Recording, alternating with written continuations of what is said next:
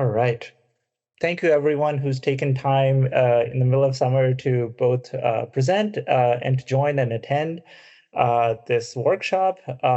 My name is Haider Warraich. I am a program manager at ARPA-H, and I'm really delighted to be able to put this together. And I'll be providing in some introductory slides and remarks just to set the stage, to give you a sense of what we're expecting, what we're trying to do here, and then also give you a glimpse of the unbelievable quality of folks who are going to be participating in this in this workshop and giving lightning talks. The title of my comments today is around world simulation, and which I really believe represents the next epoch in AI in healthcare.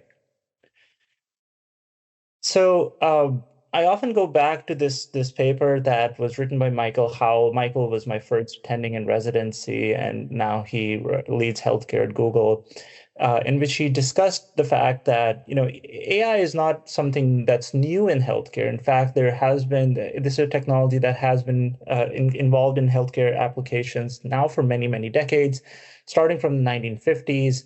And really, this article that was written in 2024 reflected the explosion of interest that came after the launch of ChatGPT and foundation models.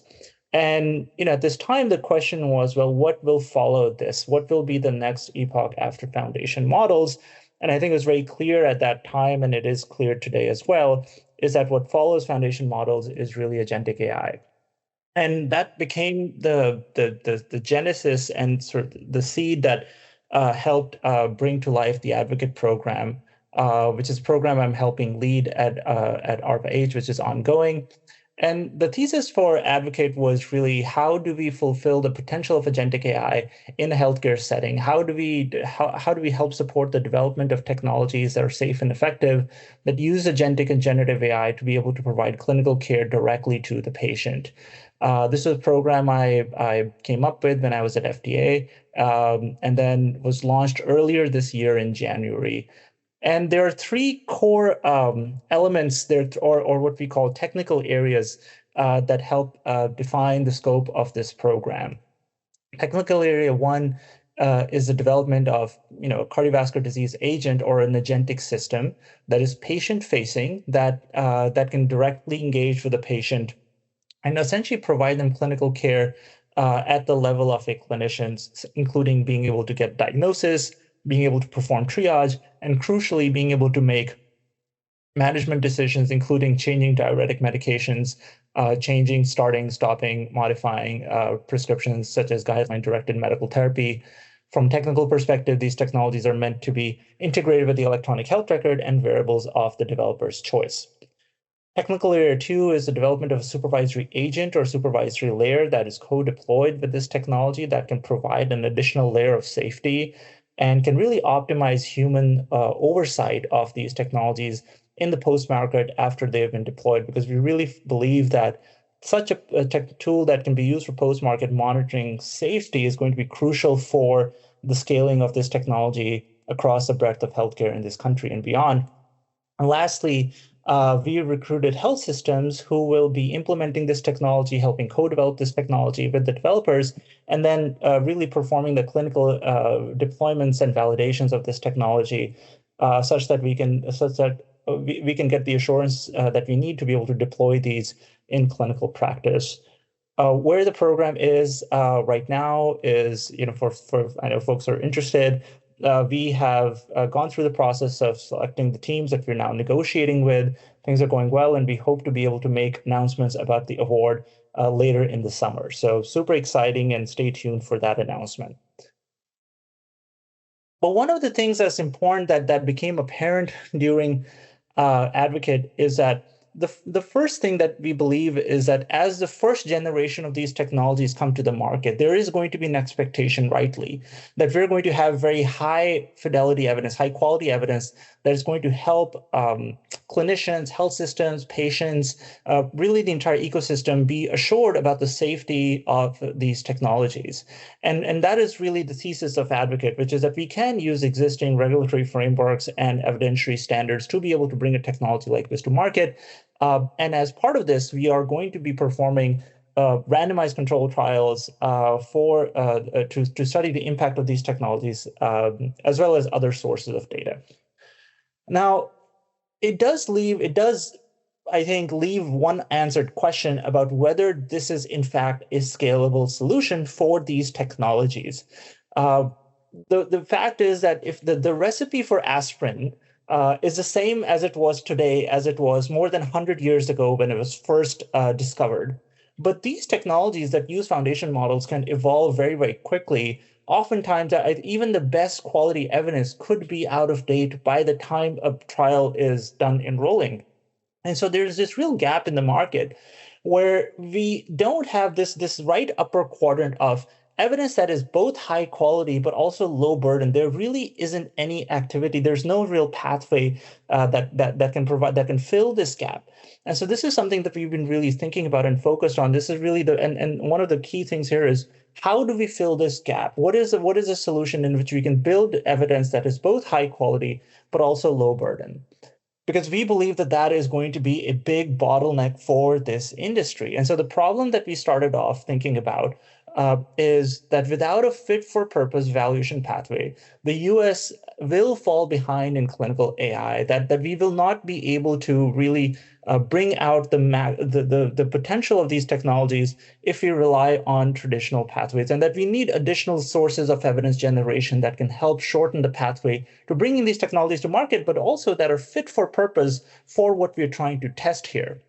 And so one of the solutions or proposed solutions that we believe could be an answer, and that is something that we are bringing this community together for to really think through, is can we develop a simulation platform for in silico AI trials via a novel causal world model and data set to be able to really unlock this field and help bring its potential forward in a way that is scalable, but also meets this high level of evidence needed that is going to reassure people about the effectiveness of these technologies. Now, this is obviously a lofty goal. This is kind of what we do at ARPA-H. We take big swings and we have ambitious goals.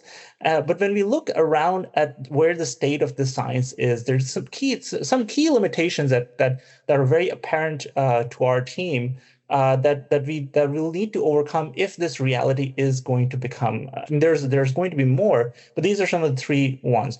One is that existing foundation models cannot provide causal inference. Now, causal inference itself is a term that is challenging. But another way to sort of think about this is that right now, do we have data that we can trust, or outputs that we can trust from foundation models that we can use to be able to make decisions around, let's say, authorizing a new technology to come to market.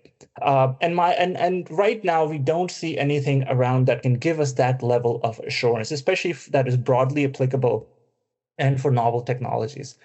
The second limitation that we see is that the existing data, especially the existing electronic health record data, will be unable to train causal models for healthcare or be able to upscale models to the level of accuracy that we believe is going to be needed to be able to develop a model or simulation platform that can be trusted, that has that level of fidelity, but also that scale and breadth of application across multiple different agentic AI technologies. And the last thing is that we feel that even though we live in this golden age of conversational data that has been collected across the ecosystem, we've not been able to use it to be able to develop a really realistic and broadly applicable simulated patients that reflect specific clinical phenotypes that can be used to create a new pathway to really evaluating the impact, especially of generative AI technologies or chatbots, et cetera, for a simulated population before they can reach the market. And we believe that is a gap that can be overcome. Having said that, there are many enabling technologies that are really creating the pathway for this type of future to come together.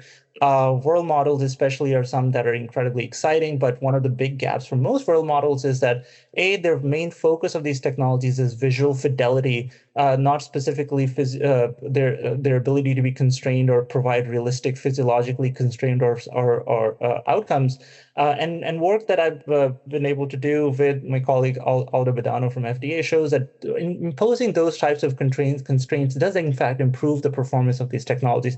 But lots going on in this space, and we'll hear more about that today. And then the other take we have is that even though we've seen a lot of work done in the time series foundation model space with larger and larger models, including from the All of Us research data set that we'll talk about today, we may have in fact hit a level or a plateau in capability if we continue to use the data that we have. So really does feel like we need a new data set, or what I like to call the mimic of the future, that is going to be used to train this next series or post-train these next series of foundation models. Having said that, I'm glad that there are others who are also thinking about simulation as really being the future for this field. This was a graphic from a great blog by Fei Li recently, in which she really provided an excellent overview and taxonomy for world models, and really made the case that even though today's world models are mostly focused are either renderers or planners, the future really rests on technologies that can simulate future states. And really one of the key, I think, things that we would love to do is being able to bring this type of technology and platform into a healthcare setting.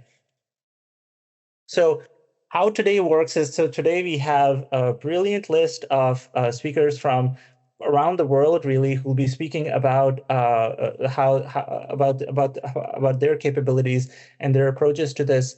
Talks are going to be back to back. We've only 15 minutes per speaker. Mics and cameras. People can put Q&A in the chat, and we'll try and address them. I would advise speakers to speak for maybe around 10 to 12 minutes so that we still have time for questions. We will have a couple of breaks, but as you can see, this is a packed agenda that we're going to try and make sure that this is about as high yield as possible for everyone. And so starting with our first session, delighted to invite Nigam Shah. Nigam Shah is a chief data scientist at Stanford. He's a professor of medicine. He's one of the really living legends in this field, and I couldn't think of anyone better to get us started today. Okay, thank you, Haider. Can you all hear me? Sound good. Perfect. So thanks to Haider and Saeed for having me here. And I see 3 of my Stanford colleagues on the agenda, so really excited about that. And I think Luyang is presenting as well, so it'll be a fun conversation.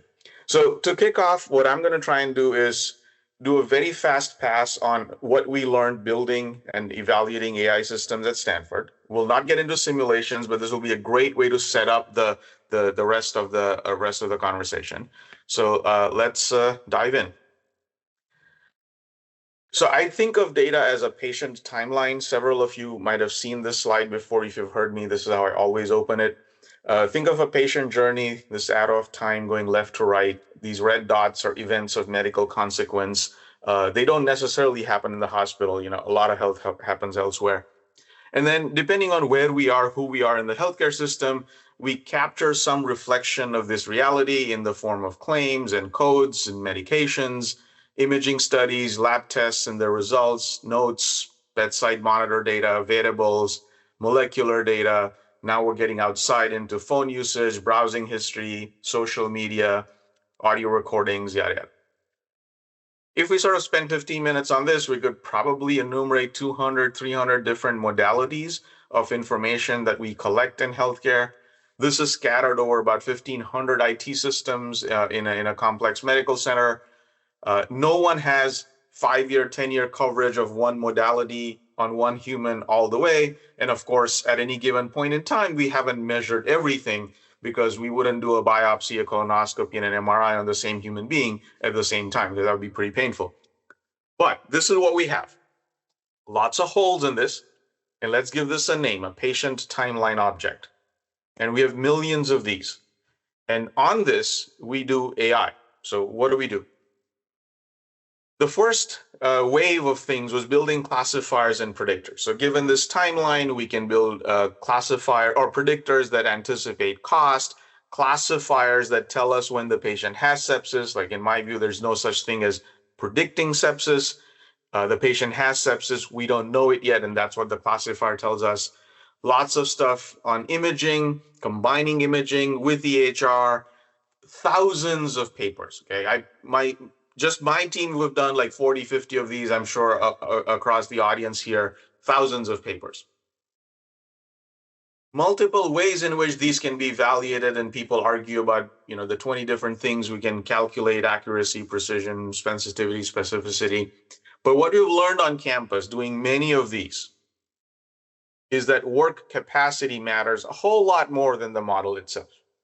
And so this is sort of the consensus of about 25 different papers with 50 plus colleagues on our campus. X-axis is 1 minus probability of the classifier or the predictor. Y-axis is the benefit or utility you get by following up. And then as you go left to right and take action, cumulative utility goes up, you hit some maximum, and then diminishing returns. The central question in evaluation here is how far down the list are you going to get? So that's sort of the summary of several years of work. Next up, and Haider alluded to this, now we're starting to see people train generative EHR models from this patient timeline itself. What I have on screen here is Epoch's comment, now called Curiosity model. It was one of the rows in the table that Haider had shown. There's like 7 of these now. And the idea being that we've seen enough of these timelines that now we can forecast. And to use Fei-Fei's example, these are just anticipating observations that are going to come. And then we can have a bunch of forecasts, alternative forecasts. Only 3 are shown on the screen in this graphic. And then based on that, we can calculate some percentages and assume their probabilities of some event happening. These are not real simulations yet. And the 5 things we need to watch out for here, are we looking at performance by the frequency of the event, calibration, completion rates, like, how often do we even get the completion done, the timeline rollout done? We have to audit for a reliance on shortcuts and, of course, evaluate an out of distribution. So exciting times, but I think we're in the early stage for these kinds of things. And then there's the use of off-the-shelf frontier models. Here, what I'm showing you is a screenshot of a thing we call Chat EHR, which takes the entire patient timeline I was showing you, packs it into a Fire bundle, shoves it into the context of a language model, and then you can have a conversation saying, does this patient have a colonoscopy? What was the report? Open-ended questions. We have 3,000 physicians using it. This is the kind of thing they say. They use this tool for about 850 different tasks. We get usage at all times of the day, including Saturday midnight. And then alternative version of this is using it in a basically a for loop to do an automation, same prompt, multiple MRNs. Evaluating this is quite interesting. And there's a preprint out where we estimated hallucination rates, inaccuracies, the nature of those inaccuracies that we see when you're handling this large amounts of medical data, a few more sort of testimonials from you practicing physicians. But at the end of the day, before we did this, we built this project called MedHelp. So the core idea is if you're using an off-the-shelf classifier off-the-shelf LLM in this manner that I just described, you need to have a taxonomy of tasks that you anticipate using that thing for. So in case of MedHelp, it's 121 tasks grouped into 22 subcategories and 5 high-level categories, but 35 public data sets, 22,000 real records, and then we evaluated a whole bunch of models. And what we're looking at here is high-level results that blue is good, red is bad. And these things are good for document generation writ large. I mean, ignore the clinical note generation. It's just a catch-all for a lot of things you do with documents. And then patient communication, education, lots of blue there. So the use case I was showing you is fairly supported. But look at the first and last columns. A lot of red. And so Jonathan Chen and a group of physicians as part of the ARISE network are now taking that onto seeing, can we really do clinical decision support? How should we evaluate these systems? What happens when you go multi-turn? What are the kinds of harms that you see? So there's about 3 different efforts, and I'm sure he'll talk about it later. And then separately, when you ask a administrator what do they want to use AI for in healthcare, they say administration and workflow. And that's the worst. That's where the majority of the red is. And so we started another project called Health Admin Bench. And there the idea is, again, you need to have a definition of the job you're trying to get done. In this case, 135 tasks, which are actually workflows that have 1,698 subtasks or individual steps. And what we're looking at here is on the x-axis is subtask accuracy, y-axis is task accuracy. The diagonal shows you where sort of subtask and task accuracies match. And as you can see, individual steps models can handle no problem. But when you have a workflow with 10, 15 steps, like just sheer math, you can't get all of them right all the time. 0.95 raised to the power 10 is a small number. And so in order to test stuff like this is where simulation comes in. So at Health Admin Bench, which is at this URL, we created synthetic environments where you can simulate these 135 workflows and evaluate different models for their ability to accomplish them end to end and profile at what steps do they fail, characterize the failure mode so you can do something about it. And sort of the claim to fame here is that the Mythos Fable system card actually uses Health Admin Bench section 8.18.3 in order to profile performance of Fable 5 and Mythos on accomplishing healthcare administration tasks. And so this is where the world is. In reality, we are just touching simulation. And we've had work with Pranav, Rajpurkar, and Luyang Luo on taking to a step further, as Haider was describing, like, can we actually simulate multi-turn conversations in a healthcare environment to see how it affects not only just outcomes, but healthcare resource consumption and things like that. So that's where we're headed. And to close out, I'm sure a lot of you have seen this current debacle about using language models to search the literature and surface evidence. And the only thing I would say is that whether it's Fable 5 or OpenAI or OpenEvidence or what have you, they're all searching the published literature. And it reminds me of this looking under the lamplight, is it where the evidence is? And if the kind of situation for which you're looking for evidence, there's no paper on it, you're not going to find it, no matter how great your search is. And so just something to think about as we get excited about using language models for decision making and so on. So I'll pause here and take questions. And I think I'm roughly on time. Thank you, Nigam. That was an amazing, I think, overview to just get us started, just give us a sense of where are we with regards to the underlying infrastructure that is going to be used to power these models. I want to go back to this, and for folks who are online, please put, if you can put your questions in the Q&A, then we can get them to Nigam.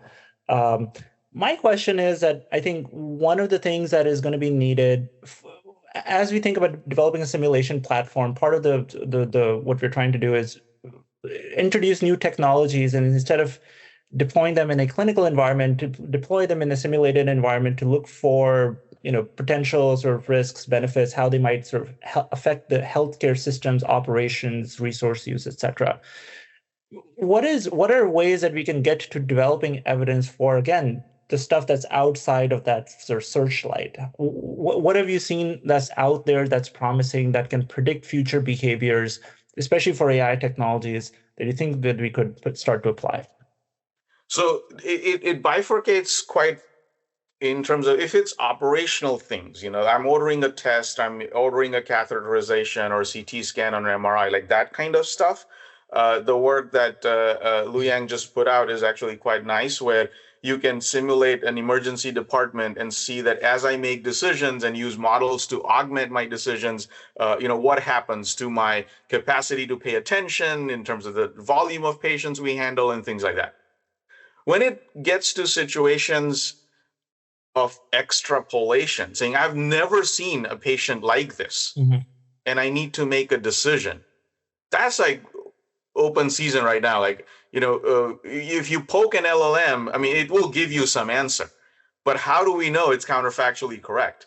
And if you're trying to make a medical decision that should I treat somebody with, say, prostate hypertrophy with surgery versus this, like, unless you have real evidence from patient data in the past, I mean, we're just guessing.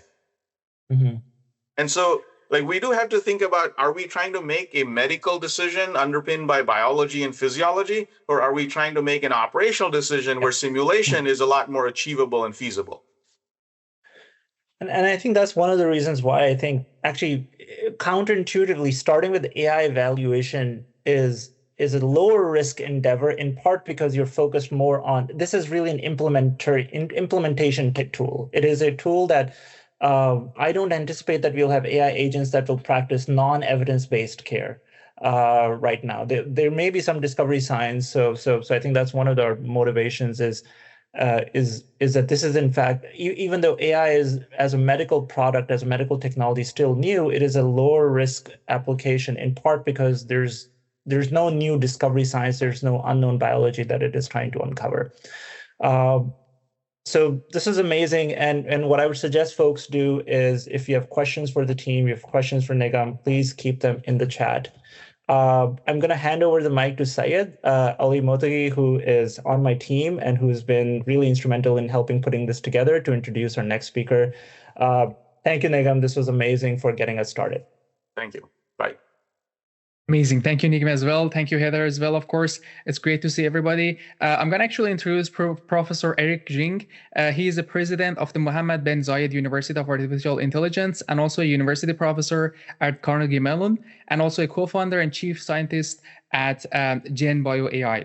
His work spans statistical machine learning, scalable AI systems, and computational biology and healthcare applications. And he is helping drive the field forward that AI systems can model, simulate, and eventually design biological systems across different scales. With that, help me to have Eric Xing on this stage. And Professor Xing, can you actually also share your screens as well? Perfect. Yeah, I think everything is working. Thank you. With that, give it to you. I appreciate it. Great. Well, thank you for the introduction. Since I have only 10 minutes, I'm going to be very, very fast and brief. So I'm going to talk about a world model for virtual cell and also the eventual goal of AI-driven digital biology. We already heard this bigger context, right? There are many biological processes that is still in use, which were like 100 years old, before we even know molecular biology, before we even know AI. And this particular drug design process is one of this very ancient and classical approach. And now imagine we have AI and how we use AI to modernize, this process, which is very lengthy, take 10 years, very expensive, take $1 billion, and also has a very low success rate. So this is one example we already see huge success. You basically replace one of the steps, say structure discovery, from a powerful AI tool. AlphaFold was exactly made for that. You can directly predict the structure from a sequence, in a second, rather than doing a year-long experiment. And you can also design the structures. And imagine that you shrink this process into very, very tiny time window, but still the design will go back to this full pipeline and then, get dragged into a long process. I call this type of usage of AI to be, what we see in this picture. You want to fit, a modern tool like a Boston Dynamic, robot into a horse carriage, which was an Asian tool. After all, you still have a horse carriage. It's not like an aircraft that can leave the ground and make you drive faster. And the main reason, for such a mentality and such a practice of using AI is because biology, from day one is a very disconnected and silo biology. Depending on what microscope you use and what data you look at the same entity, you may find yourself study cell biology, molecular biology, biochemistry, all the way up to medicine in different organ and different hospital divisions and so on. In a sense, the same problem are now artificially fragmented into silos, even though the problem we look at, like drug design, target discovery, is a holistic one.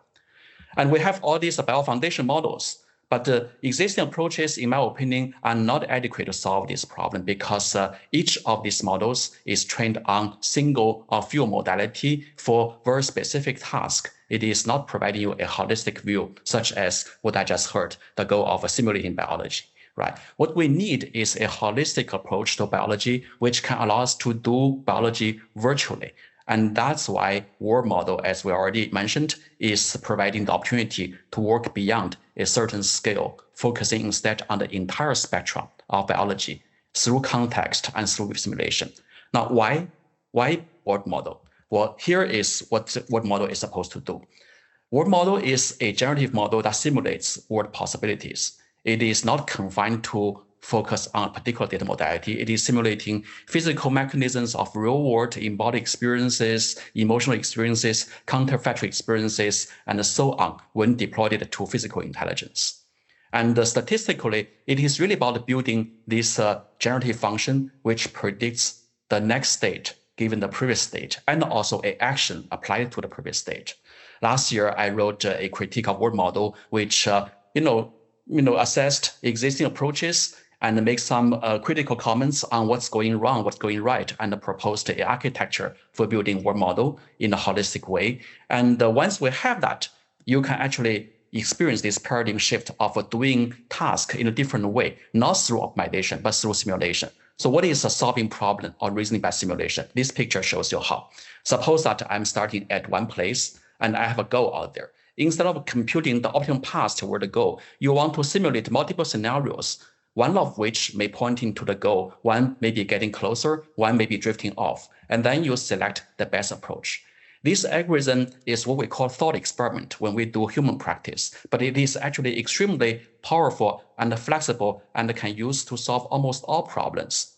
AlphaGo actually is a word model because it simulates all the possible moves of Go steps with a word model that is the Go board configuration and the rules.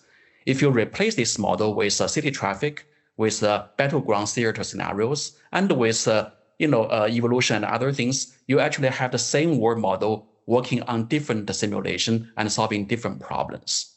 Of course, how to build a word model is still an open problem. Last year, actually, I have a debate with Yang Lekun about which is the right structure to build it. I'm going to leave that technical discussion, off this conversation because it is still unsettled. But I want to talk about how word model can impact biology. Now, in biology, we are able to collect multimodality data from sequence to structure to network to imagery, localization to morphology and so forth. And how to use the word model to provide a holistic view. We proposed a vision called the AI-driven digital organism, which is a computational model that simulates all biological, physiological, and clinical events and the trajectories occurring within this living organism, as if you are working with a real wet lab or model organism or a cohort. That is basically the gist of a word model. It is not predicting a single phenomenon. It is simulating holistically all phenomenons and also trajectories so that you can simulate and program biology at all scales. And with that, you can imagine the process of many traditional medical problems can be changed.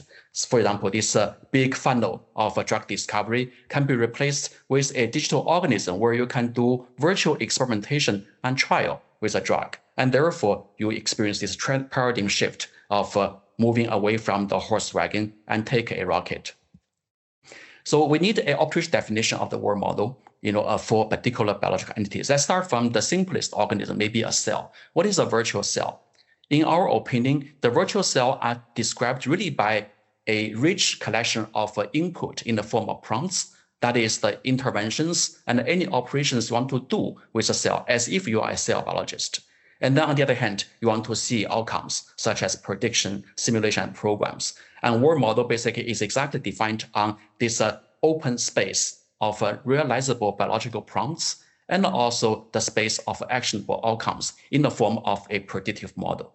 Once you replace this data and also this model with a bigger one, you actually go all the way up to a digital organism. And you can, again, work with more, possible prompting operations from molecular to structure all the way to phenotypic level, and then experience on the right-hand side complex phenomena that you care in medical studies. I want to say a word about how to build it. It's actually not a direct adaptation of the existing language model technology because the word model requires you to have stateful representations of biological entities so that they can be evolving in a latent manifold for trajectories and for dynamic action conditioning. And this is a rough diagram about how that can be done. You need to have a rich encoder to accommodate multiple modalities of data and then give them a uniformed embedding and representation in the latent space. And then in the latent space, you need to have both symbolic and also continuous process of taking them forward and backward to evolve based on biological interventions. And then on the right-hand side, you need to have a powerful decoder to generate observations that is verifiable through experimentations. And the virtual cell is, in a sense, a lower level achievement of the biological intelligence, just like what you see in the self-driving car. We call them level 1, because once you want to do multiple cell in a tissue, you need to basically put them together with a richer data formality and also model formality. And you can go all the way up to organ and also organisms. So in the past couple of months, we started taking this vision in practice and building an implementation of the world model. I gave you a preview, which will be actually released in the next few weeks. This is basically how virtual cell would look like. It gives you the morphological display of a cellular behavior, but also the dashboard or maybe the cockpit view of molecular experimentations that you can ask complex and sophisticated questions from molecular to structure to morphological and to phenotypic level. They can do very wide range of biological simulations, such as a holistic cell simulation, where you can basically take the cell from the initial state, knocking out certain molecules and genes, and apply certain chemical compounds, do genetic editing to take the cell into different state space and configurations. You can also do in-context material design to reverse the process. In case you want to achieve a particular cellular phenotypic outcome, what do you need to design in terms of a protein structure and the molecular structure to have a stable expression of those molecular targets in the context of a molecular environment and also cellular environments. You also want to use it in the flexible way. So accompanying this virtual cell, we also are providing a virtual cell lab so that all these operations can be expressed in a natural language way so that a biologist could use a keyboard and a graphical interface to interact with the cell system to steer them in arbitrary fashion. The vision we have is eventually to use this platform to create what we call a virtual cell foundry.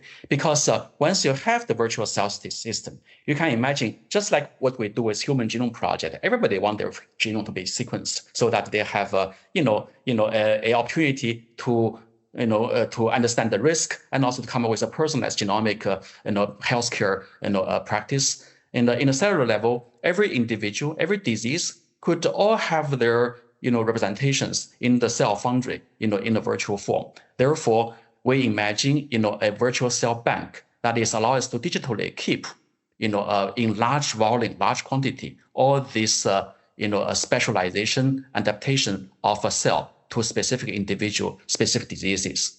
To make that happen, of course, you cannot spend a whole year to build a cell. You have to have the mass production capability and the configuration capability. We have a tool called the Aldo builder or VC harness, which allow you to adapt a prototypic cell into personalized form. And then this virtual cell lab allow you to query and to investigate and to virtual trial different therapeutic outcomes and solutions with these virtual cells.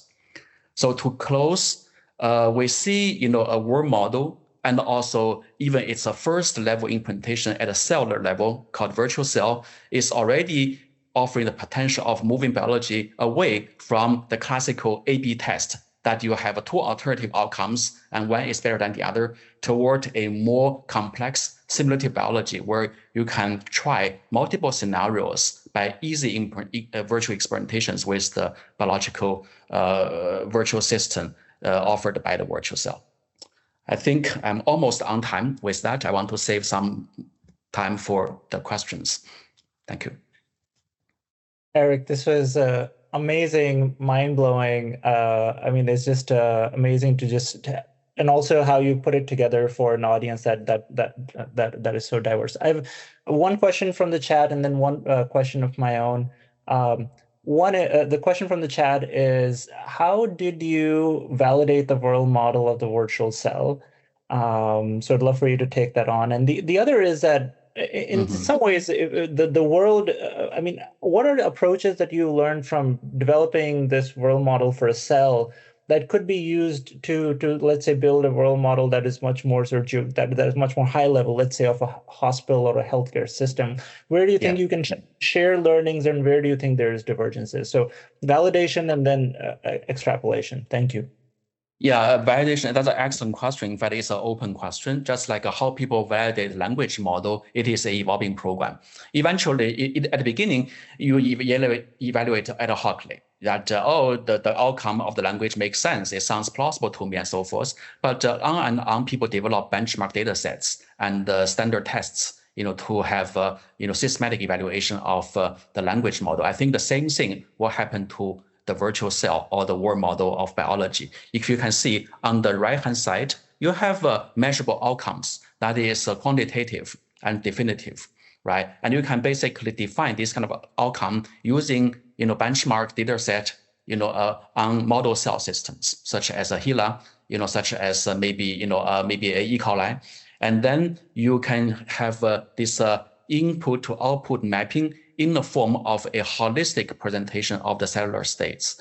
I believe, with the emergence of more and more virtual cells, the community will also converge to collecting and also generating, new data sets of this kind that is set aside from the training data so that they can be used as independent tests. That's how I see things can be tested. But again, it is a never-ending process because the system will go more and more complex. Therefore, your ability, to come up with this data should also be, more and more complex and aggressive. The second question is the hospital and also the expansion of this. I really like that idea. Actually, what we meant to be doing here is going toward that. First of all, you need to solve the productivity question so that generating and also validating and also refuting, basically, virtual cell should be made easy and low cost. This is hopefully easier than doing the wet lab experiment to grow cell culture. And then you could build stronger models going beyond, the cell. That is, maybe at tissue level and organ level, relatively in a fast dev cycle, because we actually imagine a federated learning scenario where the data across the labs should be shareable in training this data. In LLM space, people are talking about federated learning, of a language model without necessarily putting data in the same place. I think in the world model scenario, because it's highly modular, as you can see from the decoder, reasoning backbone, and the encoder, each of them can be built as a module, by different teams, and also maybe from different data sources. So I hope this particular vision is opening up some conversation on a cross-institutional collaboration, both on data and also on model training. Amazing. I'm going to move to Ali to introduce the next one. Thank you so much, Eric, for this amazing presentation. Thank you so much. Honestly, that was very amazing science, and we are very actually grateful for your talk. Next, we are going to actually talk a little bit more about how this science can actually get accepted by regulators. So next we have Alex Cadotte. He is the Vice President of Digital Health, AI Radiology Regulatory Affairs at MCRA. He previously served at FDA as team lead for imaging software review and as a health scientist and team lead in digital health, and was a member of CDRH's AI ML working group. His work spans software as medical device, AI/ML-enabled devices, and clinical decision support and predetermined change control plans. And he's going to tell us more about how FDA regulates modeling, simulation, and clinical decision support. Thank you, Alex. Thanks, Syed. Really appreciate the invitation. I feel like I'm in here with a lot of luminaries, and I'm excited to learn a lot from the other presentations. I'm switching gears here a little bit in the sense that I'm presenting more of how you might interact with FDA and what their expectations may be for modeling, simulation, and I have a quick blurb here on clinical decision support. Thanks for the kind introduction. I'm not going to go through this again. That was pretty accurate for my background. I did tailor this presentation to be rather short because really my goal here is to take something that from a FDA jargon perspective can be pretty intimidating in terms of a lot of the language here. So you'll see me trying to kind of break this down a little bit more into plain language. It's probably more targeted to someone that is looking to take their model or their simulation and have that be part of a medical device, more in a manufacturing perspective. One thing I did want to mention is that a lot of the evidence that FDA is looking for from the perspective of an FDA submission, it's often a different bar than it is getting accepted by, say, like a scholarly journal. So oftentimes, a lot of the clients that I work with, I spend time orienting them on what FDA's expectations are. And quite often, I would say that the bar for FDA agreeing that your modeling and simulation-based device is safe and effective is different, and a lot of times higher than what you might expect from peer review. So kind of jumping right into things, I know I'm skipping a lot of background here, but one of the things I really love about this space, and when I'm asked to talk about this, is the FDA did a wonderful job putting this guidance together, assessing the credibility of computational modeling and simulation in medical device submissions. It is probably one of my favorites in the sense that I don't really have to do a lot of explanation when it comes to this particular guidance, because it is very purpose-driven and written because it aligns very tightly with the ASME V&V 40 framework, which is very important, meaning that there's also a standard that exists out there in parallel with this that provides you a lot of additional information. But what you would generally pick up from reading this guidance, and I wouldn't trust just this summary I'm doing here because it's very high level. I'm skipping a lot of the nuance just because of the time that I have available here. But what is presented here essentially is a generalized framework.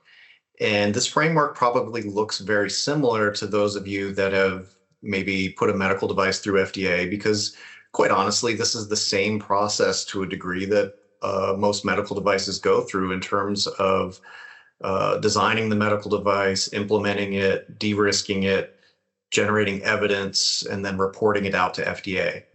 But generally speaking, this framework for modeling is one of a kind, I would say, in the space here, that it's pretty much spelled out for you. Even the appendix to this guidance gives you an example of what a report would look like as part of a FDA submission. And there's a lot of time spent kind of getting down into the weeds of individual considerations. But at a very high level, if I'm going to break this down kind of into plain language, kind of following this 1 through 9 framework that's pervasive through this guidance, one of the first questions you're going to be asked is, what's the problem being solved? And it's implied here, it's what's the problem being solved by your model? Because quite often your model is not necessarily the entirety of your medical device. Context of use, you're asking, what is the use case? This is very similar to the idea of intended use or indications for use from FDA. And if you know the FDA process, everything with FDA is about intended use. I learned some new terminology today in the idea of a world model. One thing I kind of wanted to mention here is it doesn't really matter whether you're a world model or whether you're agentic AI or a narrow machine learning device.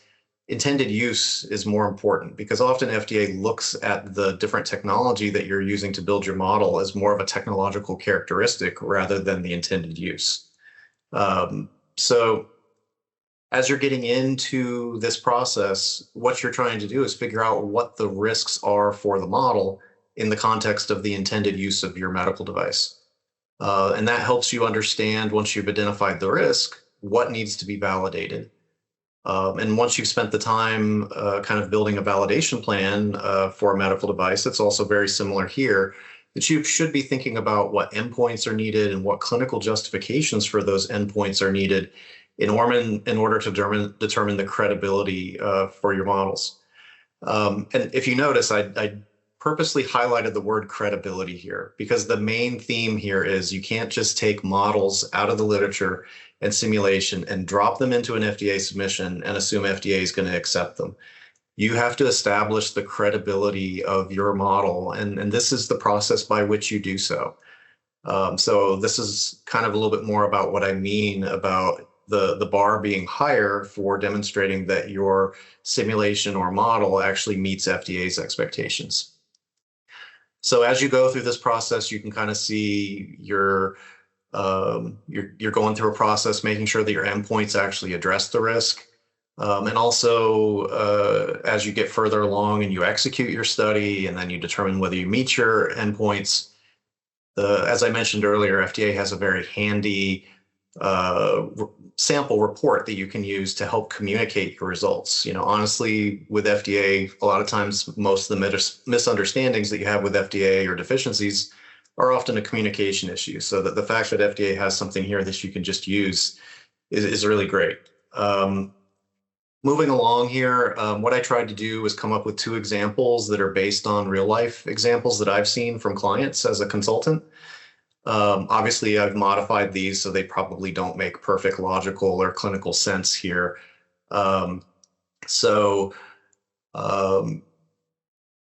Example 1, what I'm trying to illustrate here is where, you know, often I get asked, how do I use simulated, for example, CT images used for the training of my medical device? This is coming up more and more as time goes on. And really going back to the V&V40 process and the guidance, you have to establish the credibility of that data in order to use it in your training. So just the case that I came up with here, that you might be training a model for detection of pancreatic cancer, or maybe early detection of pancreatic cancer. This is not a device I've worked on. I'm just trying to make something up. And basically the idea here is that you may want to include simulated data because you may not have access to a lot of data where pancreatic cancer has been detected early in a patient, because quite often as an incidental finding, it's not really looked for, and radiologists quite often miss it. So there may be some imaging out there that you can use, but typically what you'd want to be able to do is save a lot of that real evidence for your validation as opposed to your training, because FDA does enforce kind of an embargo between your training and validation sets. So there are risks here: false positive, false negative, device misuse. You know, there's probably real concerns here that the simulated data may not actually represent the population very well.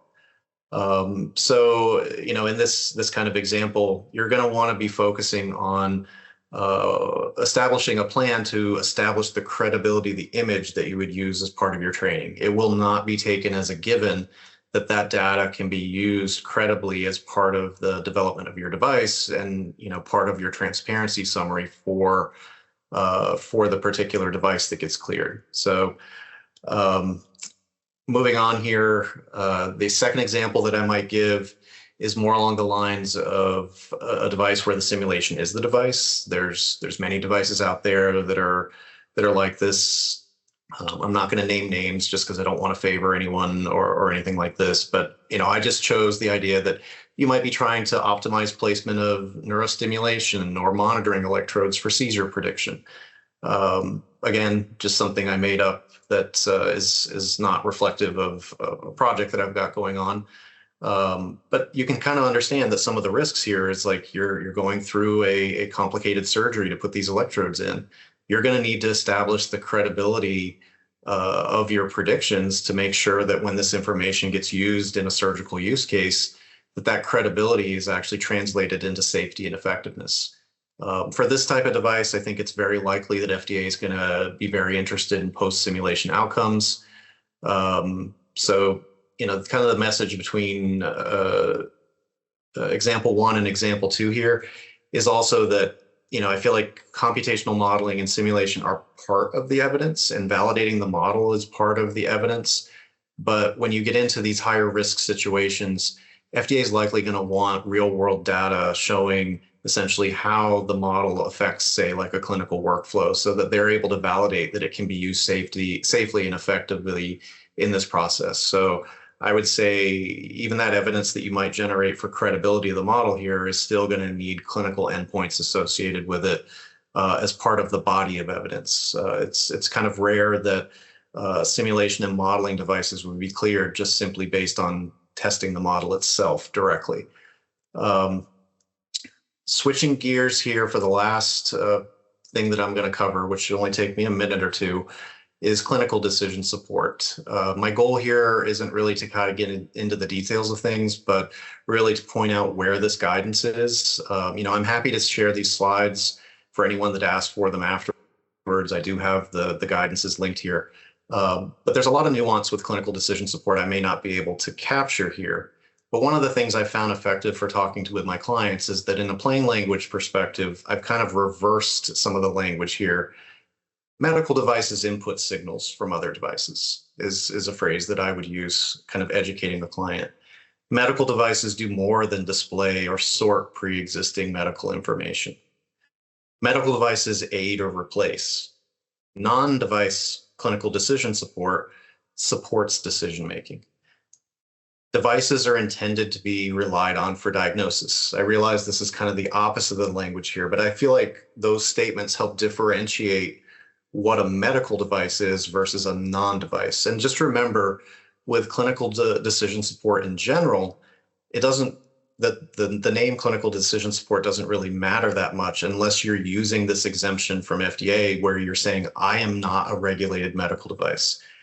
When you are a medical device and your clinical decision support, the term medical device kind of supersedes the term clinical decision support. Just one last thing to point out here. Clinical decision support guidance has a lot of great examples. They have been modified in the past year to kind of expand the scale and scope of clinical decision support software. So I encourage you to look at those. And if you ever have any questions about these, feel free to reach out. Again, thanks for the invitation, and I will shift over to Q&A. Fantastic. So we don't have too much time. And what I will tell the audience is that if you're not able to get your questions from the speakers, we will try and email them retrospectively and get you those answers after. I did want to get this one question by Tai Khayyam. And the question is, the framework contemplated in this guidance assumes a bounded model, a defined context of use, and stable or even testable endpoints. How might it translate to models that may be open-ended, context-dependent, etc.? In that instance, does credibility need to be assessed at the system level rather than one-time validation? I would agree that the credibility needs to be established at the system level, especially if the intended use of the medical device really depends on that open-ended nature of the model. One thing to point out here, predetermined change control plan was originally conceived to be the mechanism by which you would validate and basically be able to get on the market an open-ended model that might change itself over time or evolve over time. PCCP hasn't really gotten there yet to the level of some of the questions that might be very specific to the question that you asked. But I do want to say FDA has been thinking about this for a long time. And FDA is very eager to help situations like that become real medical devices. I noticed Jared Seehofer was making comments there. I can speak to his excitement of helping people get medical devices in that space. So very positive things coming from the agency there. So I do have a lot of hope that that will be a positive development with devices that aren't locked. Amazing. Thank you, Alex. And we'll move to the next speaker. I really appreciate your engagement. Appreciate it. Thank you so much, Alex. I think that was great insights with great experience that you had. And now we are actually going to shift to someone who is actually leading the FDA's own regulatory science research on this question.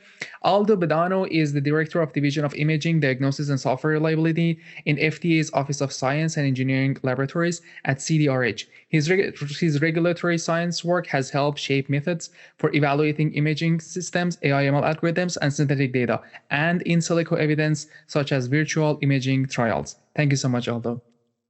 All right. Thank you to ARPA-H Haider's team for convening this workshop on this very interesting and frontier topic. I am Aldo Badano. I'm Director of the Division of Imaging, Diagnostics, and Software Reliability at the Office of Science and Engineering Labs. So we are the research arm of CDRH. Let me show the disclaimer here. The views are mine and do not represent policy. On top of these, my views are also on reg science. And many of the things I'm going to tell you are things that are work in progress and not established practice. So I think all the speakers here have said this in different ways. There's a challenge here. Let me go through some numbers to set the stage. Model release every day, pretty much. I think these numbers, I put these numbers together a month ago, and I think they're already very conservative. I think we can say that it's more than one significant architecture being released every day. Computing power doubling every 5 months, and the number of articles that a researcher might need to read or may want to read is about 1,000 a day. So all of these traditional approaches that we've been using in reg science are probably not appropriate and are costly, are slow, are static, as it was discussed before, and are really ill-suited for rapidly evolving AI technology. So I want to argue that the next frontier in regulatory science is in silico. On the right side panel, you've seen this, probably some of you many times, is the number of submissions that we've received in the agency for devices that use some type of AI. You can see it is skyrocketing in the last few years, and there's no indication that the pace will decrease. And so we started working on this for a long time now. We published initial papers on synthetic data more than 2 decades ago, actually.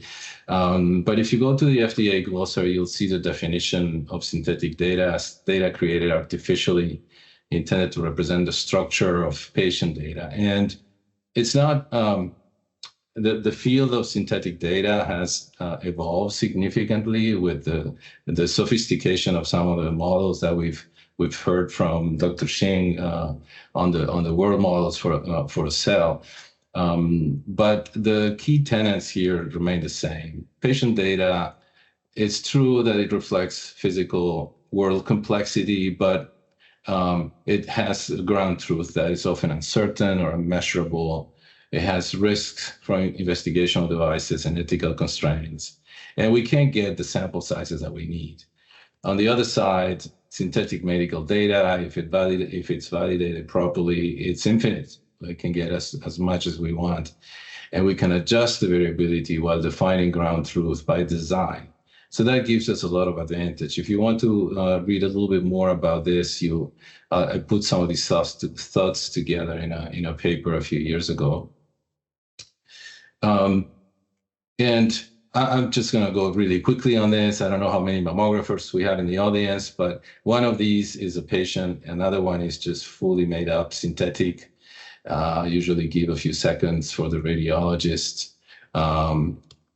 But the left is a synthetic model. And you can see the detail is really mind-blowing in terms of the vascularity and the contrast of the different structures. So we have made a lot of progress. Some of the highlights in this area, just from our group, and of course there are many others that are working on this. In 2018, we published an in silico clinical trial replicating a conventional clinical trial with patients that was in our files.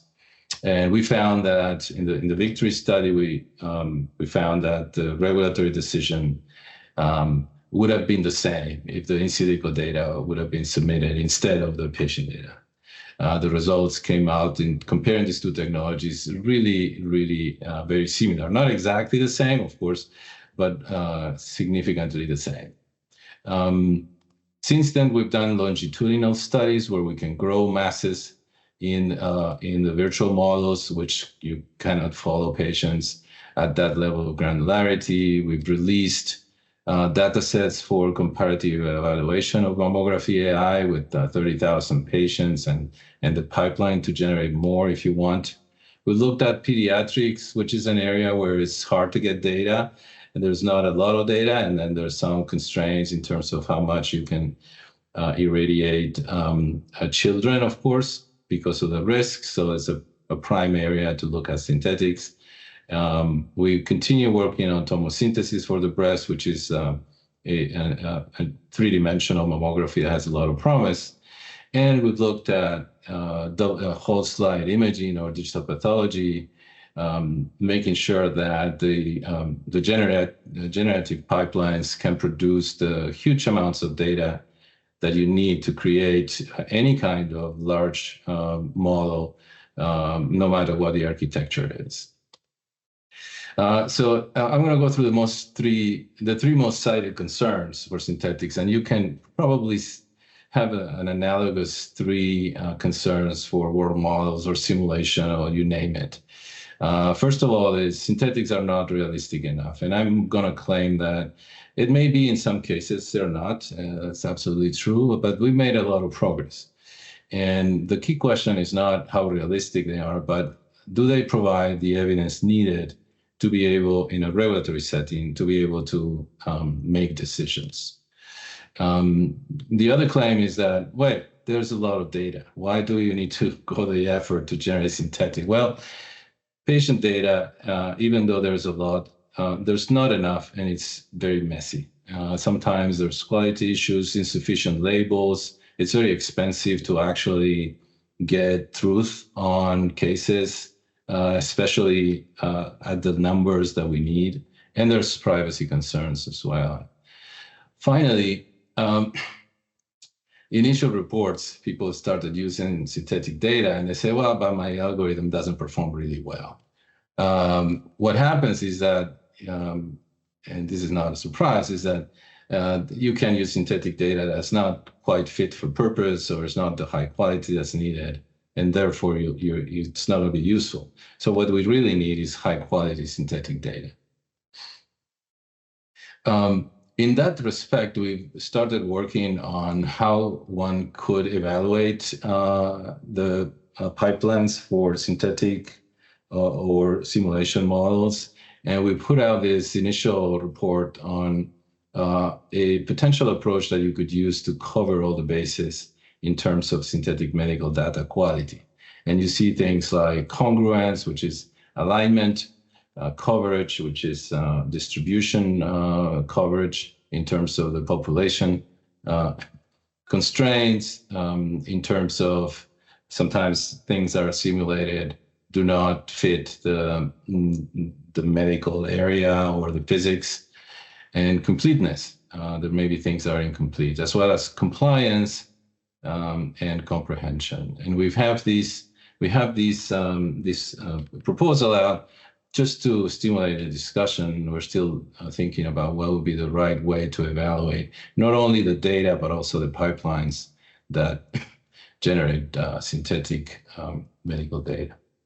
One point I'm going to make very quickly, there's a very well-known established difference between types of pipelines. Of course, most here are familiar. You can generate synthetic data and build a model based on knowledge. That looks and sounds great, but and you have full control, but it's very, very computationally demanding, and it takes a lot of effort to get there. Of course, you can do generative approaches, which are much faster, but you pay a price, which is that in some cases there may be biases and also hallucinations. Things are made up. Our team has looked into hallucinations in CT reconstruction using generative AI, where we've seen structures popping up in patients that are not meant to be there at all, and they may have consequences for patient outcomes. I have some literature there that with the details. And then we come to the fact that some of these Gen AI applications are open-ended. There's infinite input, infinite outputs, and they're not locked. And so how are we going to evaluate those? We've started thinking about a year ago in terms of what are the main classes of evaluation. We put forward this article summarizing them. Benchmarking evaluation is one that's well known. Of course, you can evaluate every output with a human, and you can do model-based evaluation, which is a model evaluating a model. There are pros and cons to each one of these approaches, of course.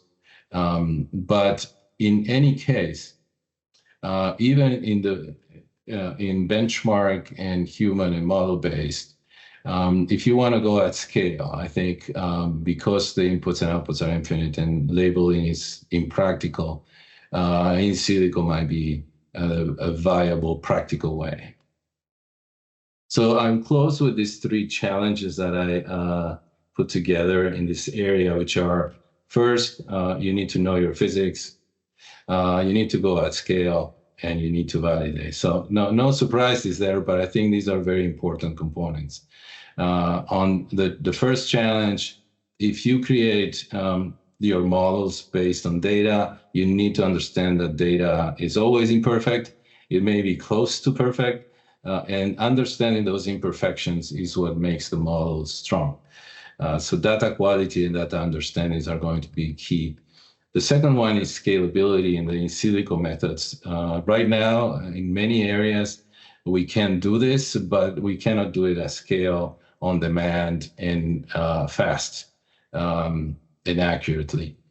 So all of these models, we need to go into a stage where we can say, okay, I'm going to do a trial or study, and give me a cohort of patients with these characteristics in this particular model, so I can use it. Similar to what Professor Chen said at the beginning, where you have, if you have these cell models, bring me a number of them so I can build an experiment. This is exactly the same point. And finally, of course, evaluation is at the center.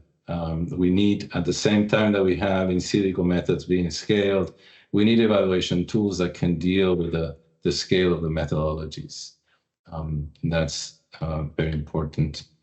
That's all I have. I want to say it again one more time.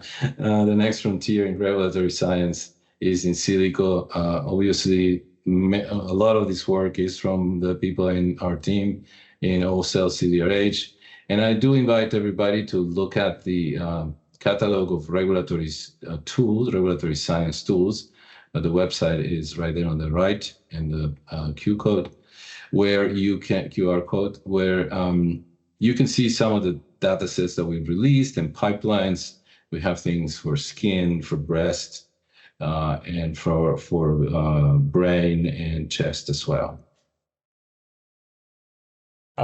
Aldo, this was amazing. Thank you. I think I'm so delighted that you were able to make time and present this amazing vision. And I think it'll be eye-opening for a lot of people as well in the audience. We have lots of questions. We probably have time for one of them before we go on a quick break. I'll go to Matt Bishop is asking, how do we measure ground truth of synthetic data if real-world patient medical data is noisy?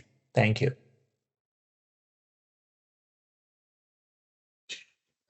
So I'm not sure I understand the question, but let me try. In the in silico methods, that of course there are different types of in silico methods and synthetic data and models, but in most of them you have some ability to control how you insert lesions, how you define pathology to a great extent. In some cases, that's a little bit still under debate for some of the generative methods, where yes, you can generate patient data that's abnormal, it may have a lesion, but you're left to the workings of the generative engines. So I would say it's by design in principle. That would be my answer. Awesome. Well, it's amazing. Thank you so much for presenting. We'll take a quick break. We'll be back right at 1:20 and sharing the next slate of speakers on the screen. Thank you, everyone. Hi, everyone. So we're back from our break, which is probably too short, but we have too many good speakers incoming. Syed, if you want to come on and introduce our next speaker.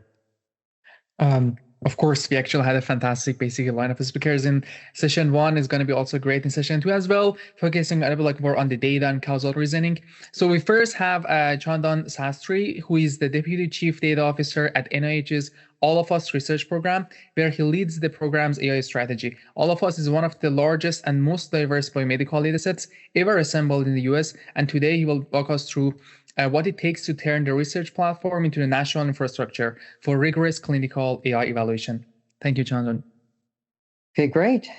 Good afternoon. Thank you for the introduction and thank you for the opportunity to be here.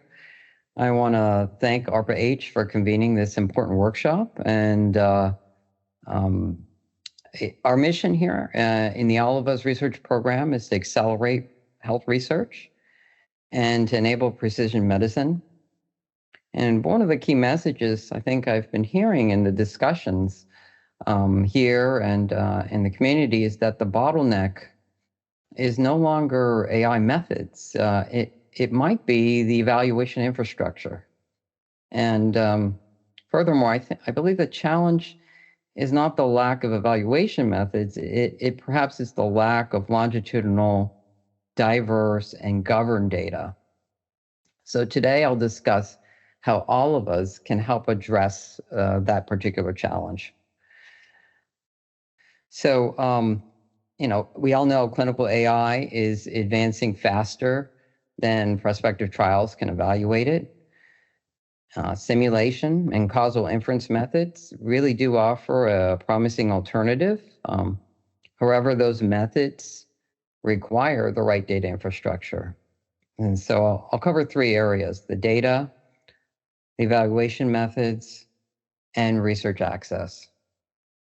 Together, these three areas create a new model, I think, for clinical AI evaluation.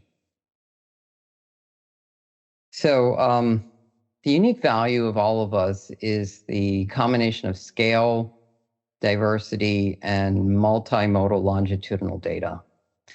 The All of Us database provides over 700,000 participants with linked longitudinal data.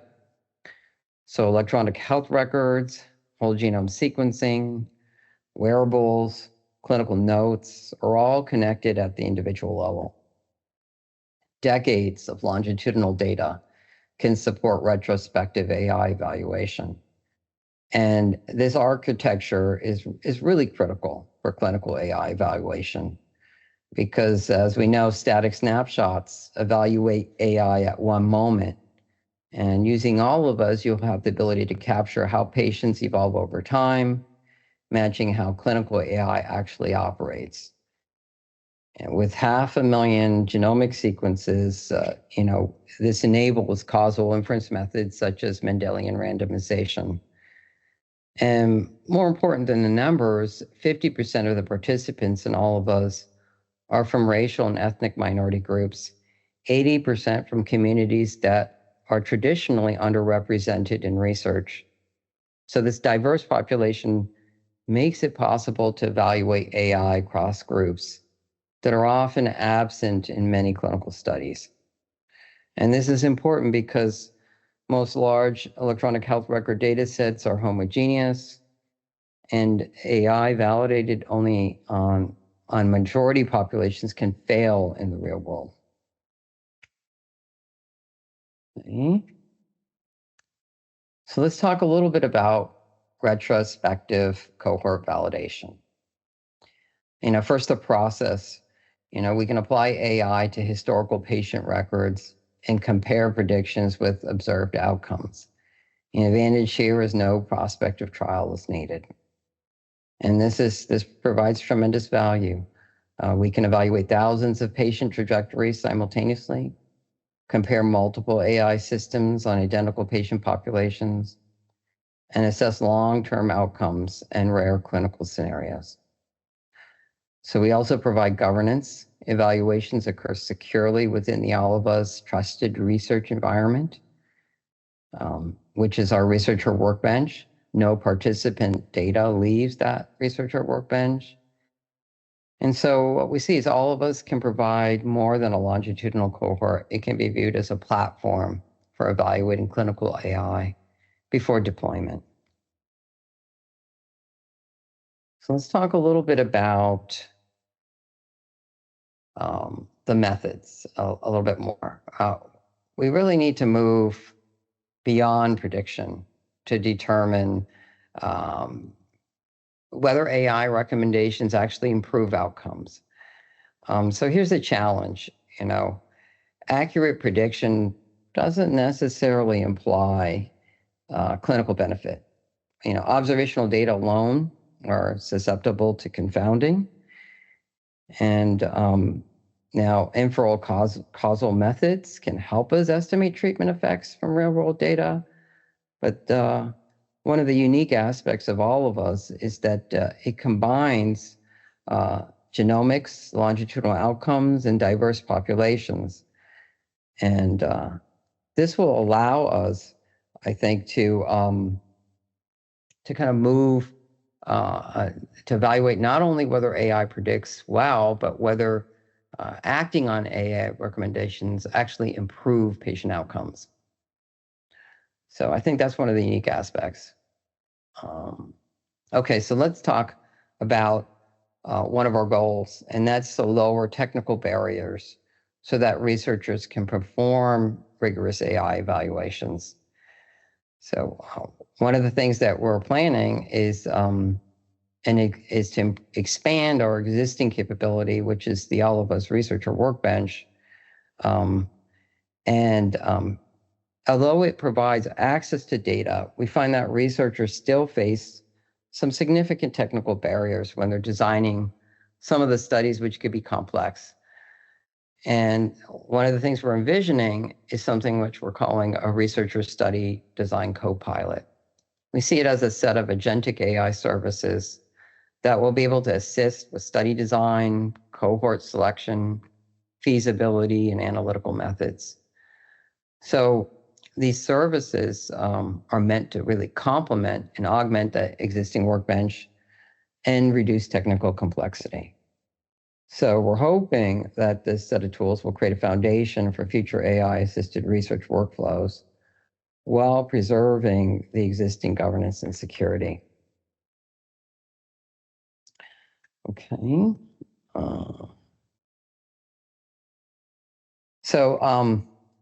Let me just kind of recap what we're thinking here as the vision.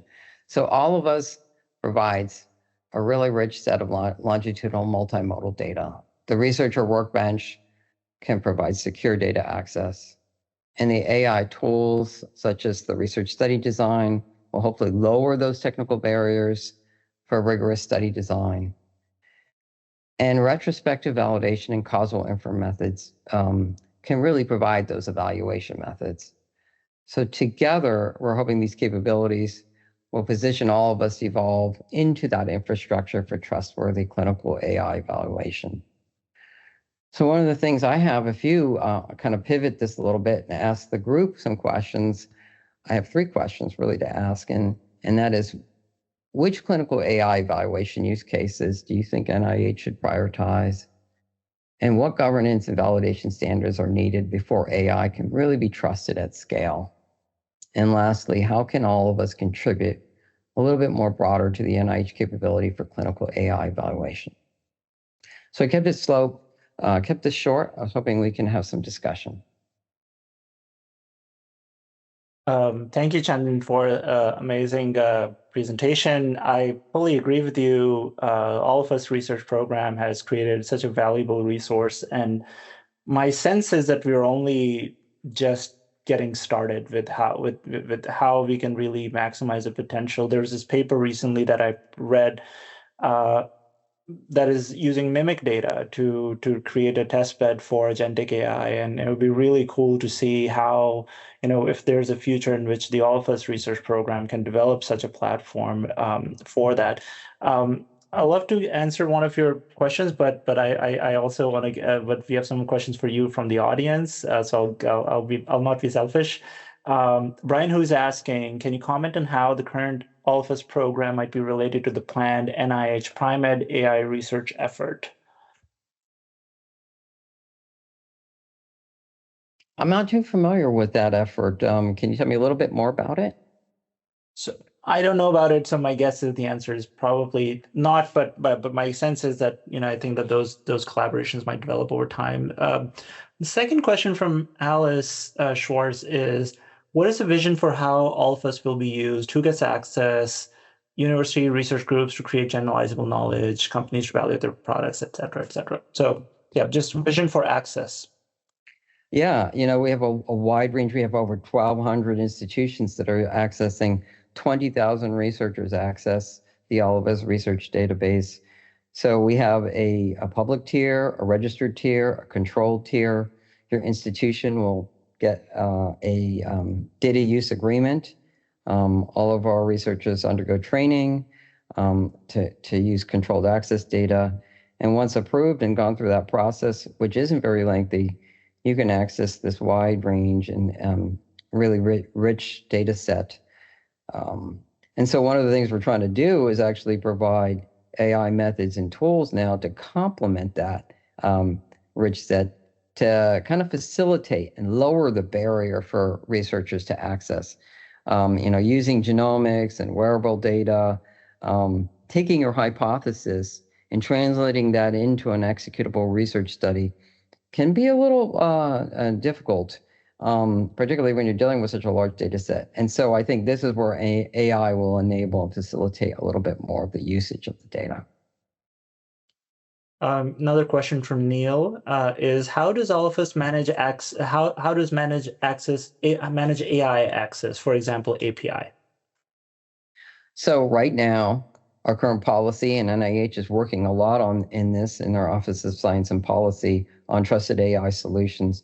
But all of us right now, AI can be used within the researcher workbench as long as no data is exported. And as long as the AI within the workbench doesn't have any access to external or send data outside of the researcher workbench. So within the workbench, you can completely evaluate your AI tool, your AI model.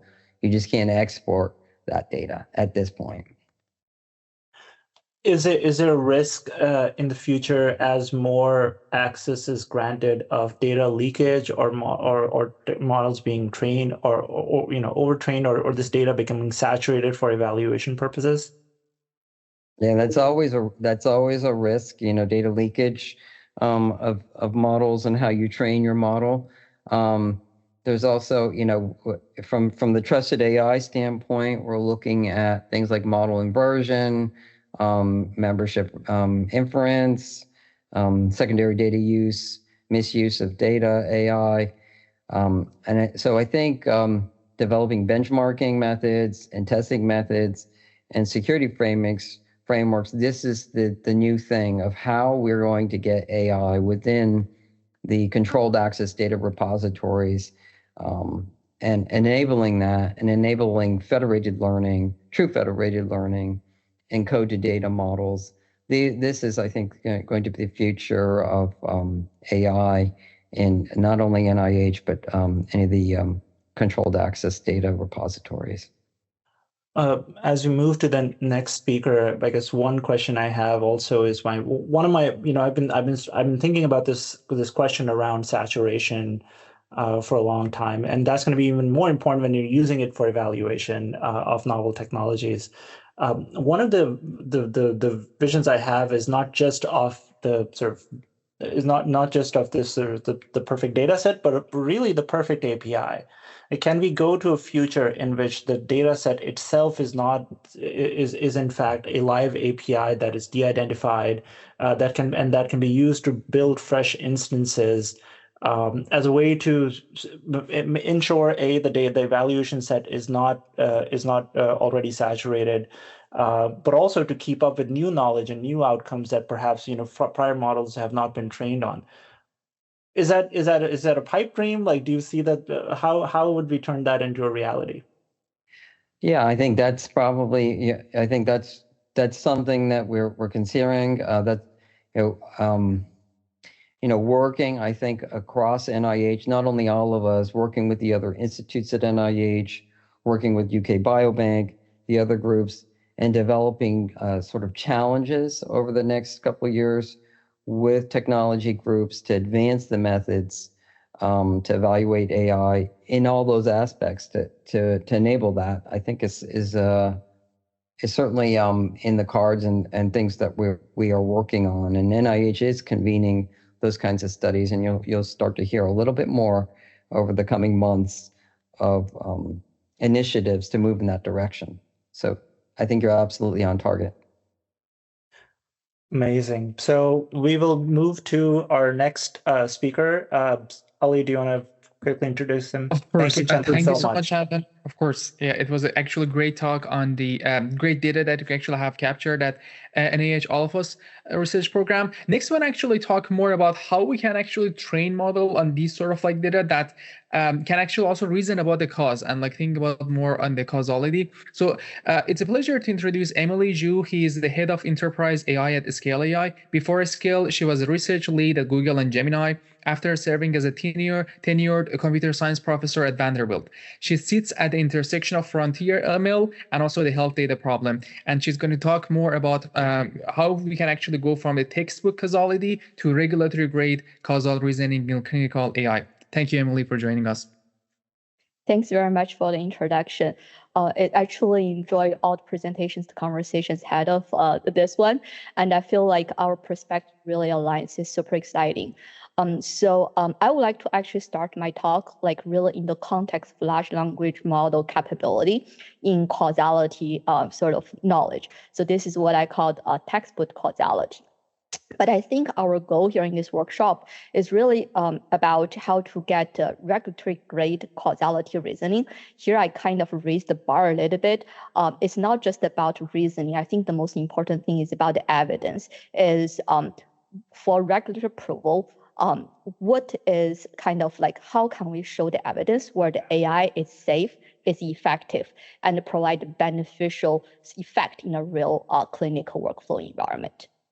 And getting there, the whole point I would like to really share is we need to build the evaluation substrate. This is kind of very much aligned with the conversation talk from Sastry's presentation, right? A few minutes ago.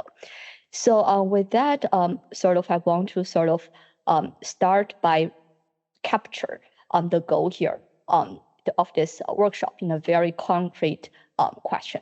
So I think the regular question that we're all kind of curious about is, what is the evidence that can deploy the next generation AI, clinical AI, which is built around leveraging large language models and agentic systems in a clinical workflow, actually improve the clinical decisions, patient outcomes, while control the safety and risks. So to answer this question, I think the evidence really involves a chain of evidences. To start with, the first one is really about the model performance, the analytical and the technical validity of the model. So this is where the typical large language model-oriented benchmark is actually measured around.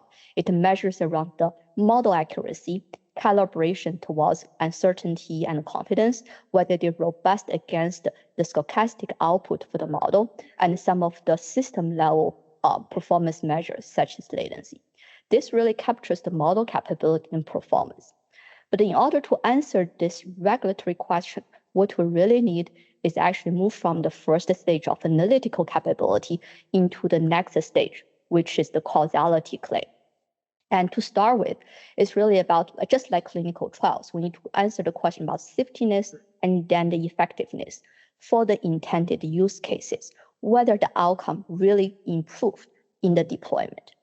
And then how we actually assess the effectiveness of the deployment of the system in the context of the workflow, the users, the clinicians, as well as the patient populations. When the system is deployed in a post-market scenario, could we actually provide continuous monitoring to observe the distribution shift, continuous surveillance across model update behavior changes? And every update actually needs to go back to the stage 2 to, we think, reevaluate safetyness and effectiveness of the AI system that's in the deployment. So putting this into the context, we would like just to quickly review what is actually in the existing work. What are the current benchmark? To a lot of the work we're actually seeing here in the first 4 rows here, a lot of large language model benchmark to the date is really measure the capability and the task reliability that we show in the stage 1. And what is actually still needs to be built is for the deployment effectiveness. To expand this a little bit, so the early sort of research in the layer 1, which is kind of like the QA system to test the medical knowledge, whether the medical knowledge is reliable, is comprehensive within the large language models we actually build. And then moving from there, we see a suite of research work and benchmarks that expand from a single turn QA setup into multi-turn simulated interactive environment. And a few works actually coming from Nigam's team that was presenting earlier this morning. Moving from interaction multi-turn scenarios, a large body of work also looking into the EMR-based grounded scenario. This really brings sort of the task completion assessment in real clinical settings. Many of them actually coming from mimic data set. But if we look at the gaps here, all the three benchmarks, they don't really measure the causality effect. There's no evidence actually provided from all this benchmark. And then switch the gear a little bit. In the large language model setting, people do evaluate the causality risk in Causal-H, and there's a list of work there. But majority of the work is really based on very synthetic data, where the ground truth is known, and the data being curated has very poor and weak linkage with the clinical setting. So based on this, we'll actually see a big gap in terms of benchmark in evaluating the deployment effect from a current state of art perspective. So if we want to get the regulatory causal evaluation substrate, then this is where we need. We need new data, new benchmark, and new simulation.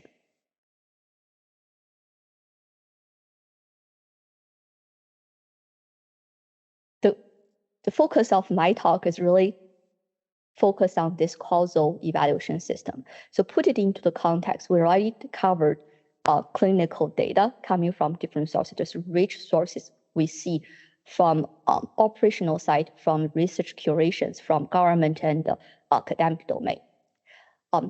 The regulatory question, this is one particular example we would like to answer. Just use sepsis as an example. If we have an AI sepsis alert system being deployed under this policy, then the question we'd like to answer is whether it truly reduced the time to antibiotics, reduce the mortality without unnecessary antibiotics administration, fatigue, and subgroup harms. What we hope this causal evaluation system is to produce is not just a score as the typical evaluation benchmark. It is actually an evidence package.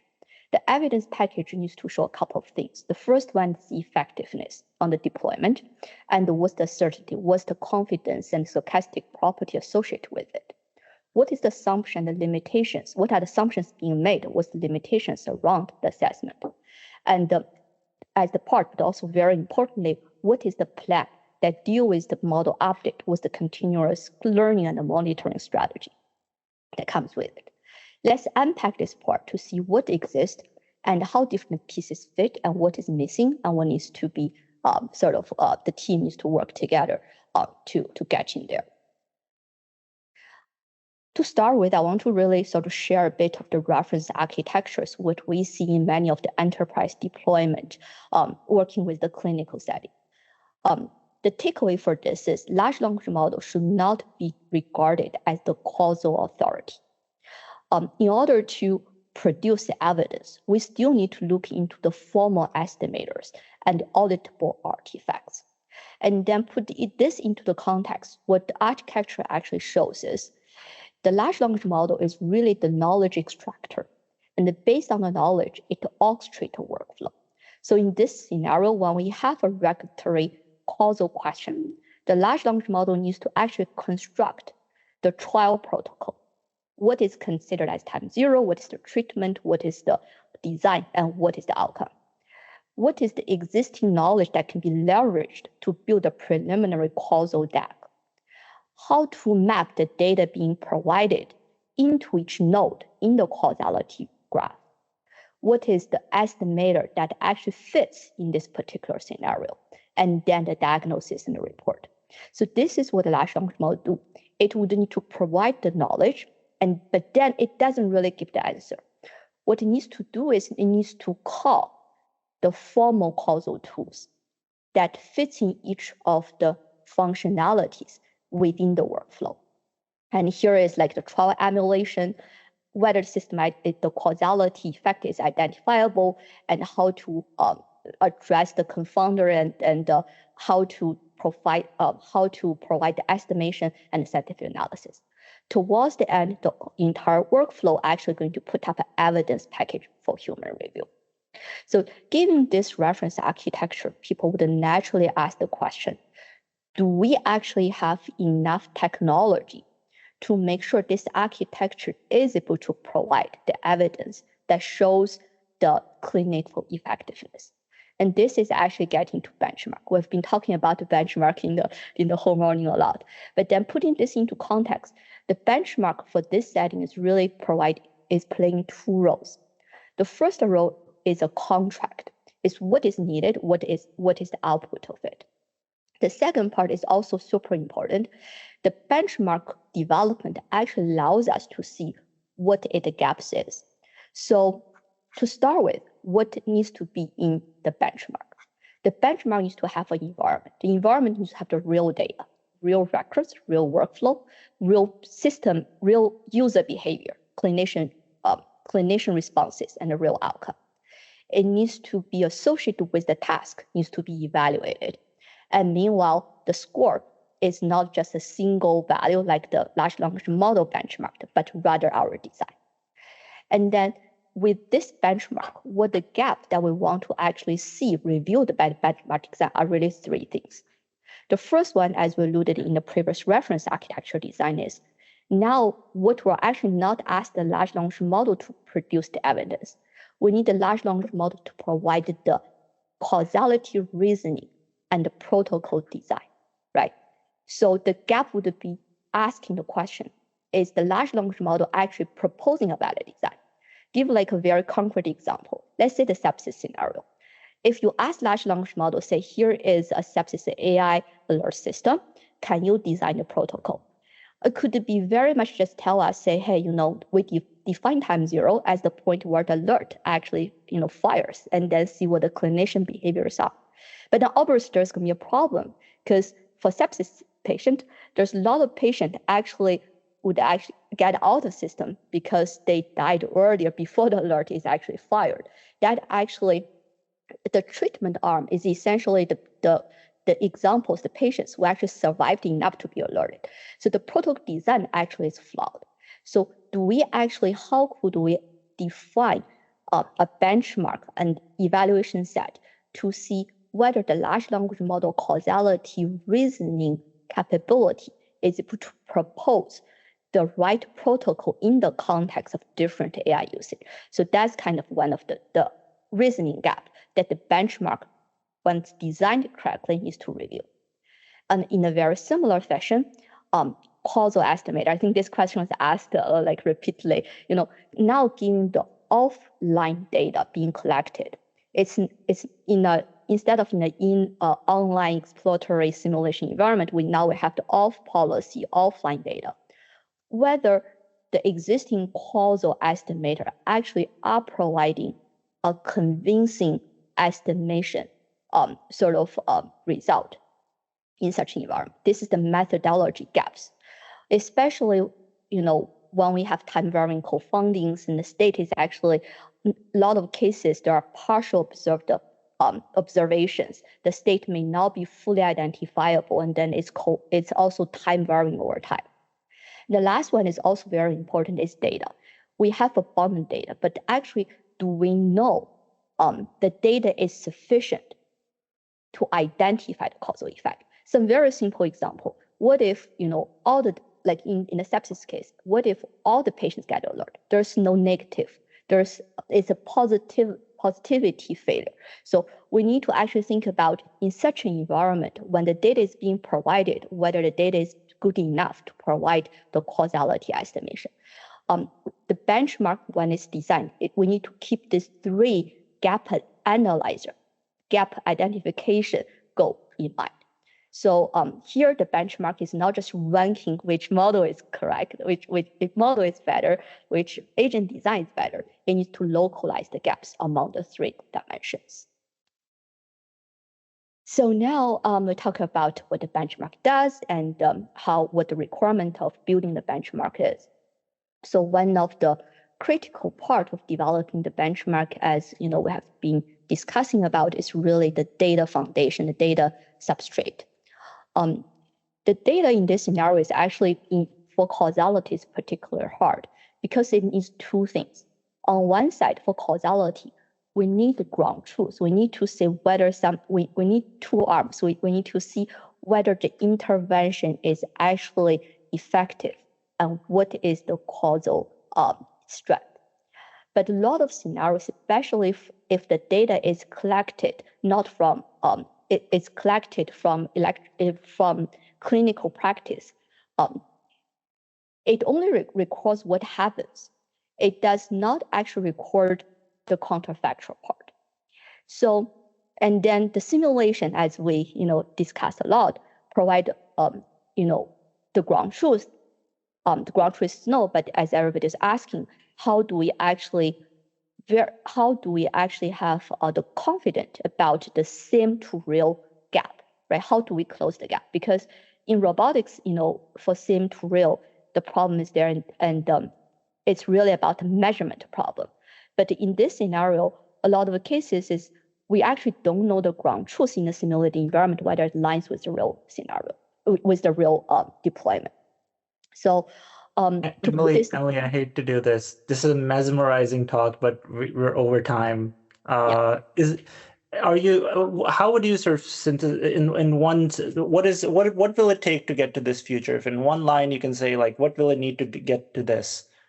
Yes. So I think this is actually get to the last slides really quickly. We need to have the data subject comes first. And this actually, the data support the benchmark development.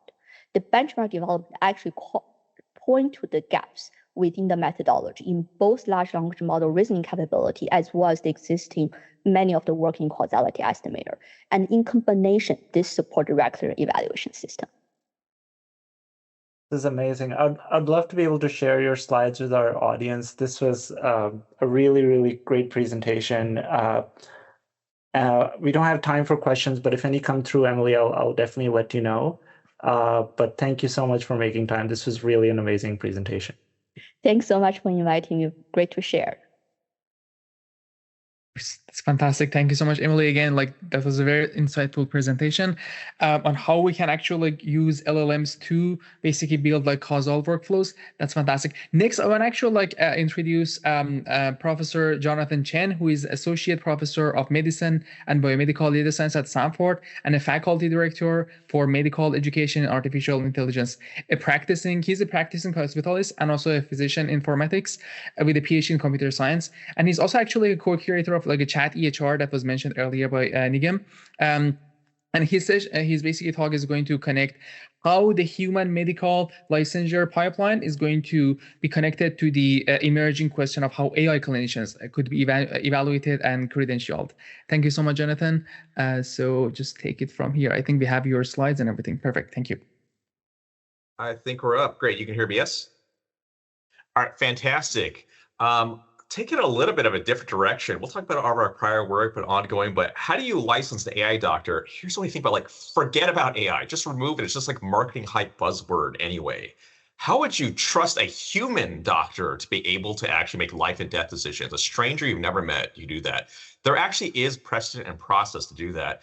And I'm gonna throw a grenade on the floor because I know what this talk is all about. Benchmark simulations, which our team totally does a lot of that. It's a great important work. That does not enable you to trust somebody for autonomous medical care. That's one step. Knowledge is one step we do to evaluate whether you would trust a human to take care of another person. Acknowledgement disclosures, including an ARPA-H PAC program with Dave Gunning and others. I think he's in the audience. I'll just blast. I'm not going to cover a lot of our prior work. We've been working on this for over a decade, but many different evaluations, like multiple choice exams, like that game is over. There's no point in even talking about that anymore. But now even complex medical reasoning, we just had a preprint come out the other day on no harm evaluating medical safety in large language models. I'm not going to comment on it right now because it's very contentious at the moment. But many different evaluations, our whole state of clinical AI report shows hundreds of advances in the field in the past just couple years, really, and still all great. That's not the same as what I think we want to get to. So this was alluded to earlier in the sessions. Recap briefly. I'm going to channel a lot of Alon Bergman, did a very good writing here on maybe rather than trying to approve a AI device, maybe could we license a medical AI doctor the way we would a human? Because the FDA framework is based on very static products, narrow indications. I think you can like test it and approve it. And then that, like he described earlier, that one pill of aspirin is the same pill 100 years later and 100 years before. But generative, adaptive, autonomous, stochastic clinical AI, large language model driven type systems, they just don't behave in that same way. And that structure probably doesn't really work anymore because we're not approving fixed indications. But then again, how do you approve, again, a human physician to do some of these things, right? Why don't we want objective tests? Let's just define the fixed test, and that way it's reproducible and standardized, and everyone can just pass it or not. I think it is important that we have these types of tests and benchmarks, but they just are not enough once you're talking about practice because of, like, amongst other things, the smart sociopath problem. Some of you who ever work with medical trainees, perhaps you've encountered some people like this. They are super smart. They've memorized the book. They can answer every test question. But when you see them in real life, real patients, you're like, holy crap, you cannot trust these people. They don't follow up on what they say. They shirk responsibilities. They gaslight other people. Like, holy crap. Even though they could answer every test question in simulation perfectly, that's a very different responsibility level once you're interacting with real people. Because realize if we want to build towards AI doctors, which I actually think the vision for what we're talking about here is fantastic. It's like, it's crazy, but maybe crazy exciting too. Realizing we are not certifying knowledge, we're not certifying capability. We have to certify trustworthiness to be able to get to that stage. How do you trust a doctor? What makes a clinician a clinician? Is it knowledge? If it was, AI is going to maybe already has done that. Is it empathy, a good bedside manner? I think that makes you a better clinician. I don't actually think that's a moat that many people think it is. Is it liability? You can sue me if something goes wrong. For better or worse, it kind of is what it is right now. But if it was just empathy communication, we might as well have an AI doctor attached to a golden retriever, and that's probably nicer to than half the doctors I know. I actually think it's a combination of many things. What you need from a clinician and an independent operator is competence, communication, and character. And you need all of them within one entity or one person. I would say you need all of these in one person. Some people have pushbacks like, couldn't a computer in theory do all of it? In theory, it can't yet, but maybe there's a pathway. Is there something we can imagine going that direction? More than knowledge, it has judgment. More than empathy, it can influence behavior. That's what most of health is driven by, people's behavior. And more than liability, can it take responsibility? That's going to turn out to be actually the killer that I don't think we have any plausible answer for in the near future. But there's an analogy. Let's draw an analogy. This is just a thinking exercise at this point. How do you put a raw recruit in, a human, let alone a robot, and like get a trusted operator out that you would trust with another person's health and life? There are many steps, and we're talking really about just a few of them.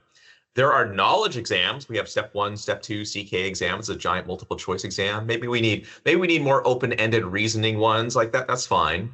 We used to have more for logistic reasons. We don't have. There's also clinical skills. So step 2 CS was an exam where you didn't take a test. You saw real standardized patients, actors basically pretending they had a medical condition. You had to talk to them, get the history out of them, examine them, and write up your information, because that's the actual more skill of medicine that we need more of. And so much as logistically it's hard to do that, but I think probably we need to revive something like that for the AI, let alone human doctors. There are simulations, step 3 CCS, clinical case simulations. These are ones, it's not multiple choice. It's like, here's a patient scenario, order whatever test you want or medication. And depending on what you do, the simulation will say, well, this is what happened to the patient next. What's your next step? And then here's what happened next. I think it's a relatively simple rule-based simulation, but that is another way to evaluate. I think we can do much more sophisticated things that are worth doing. And yet still, if you pass step 1, 2, 3, that's great. You need to do that, and you are still not ready to practice medicine.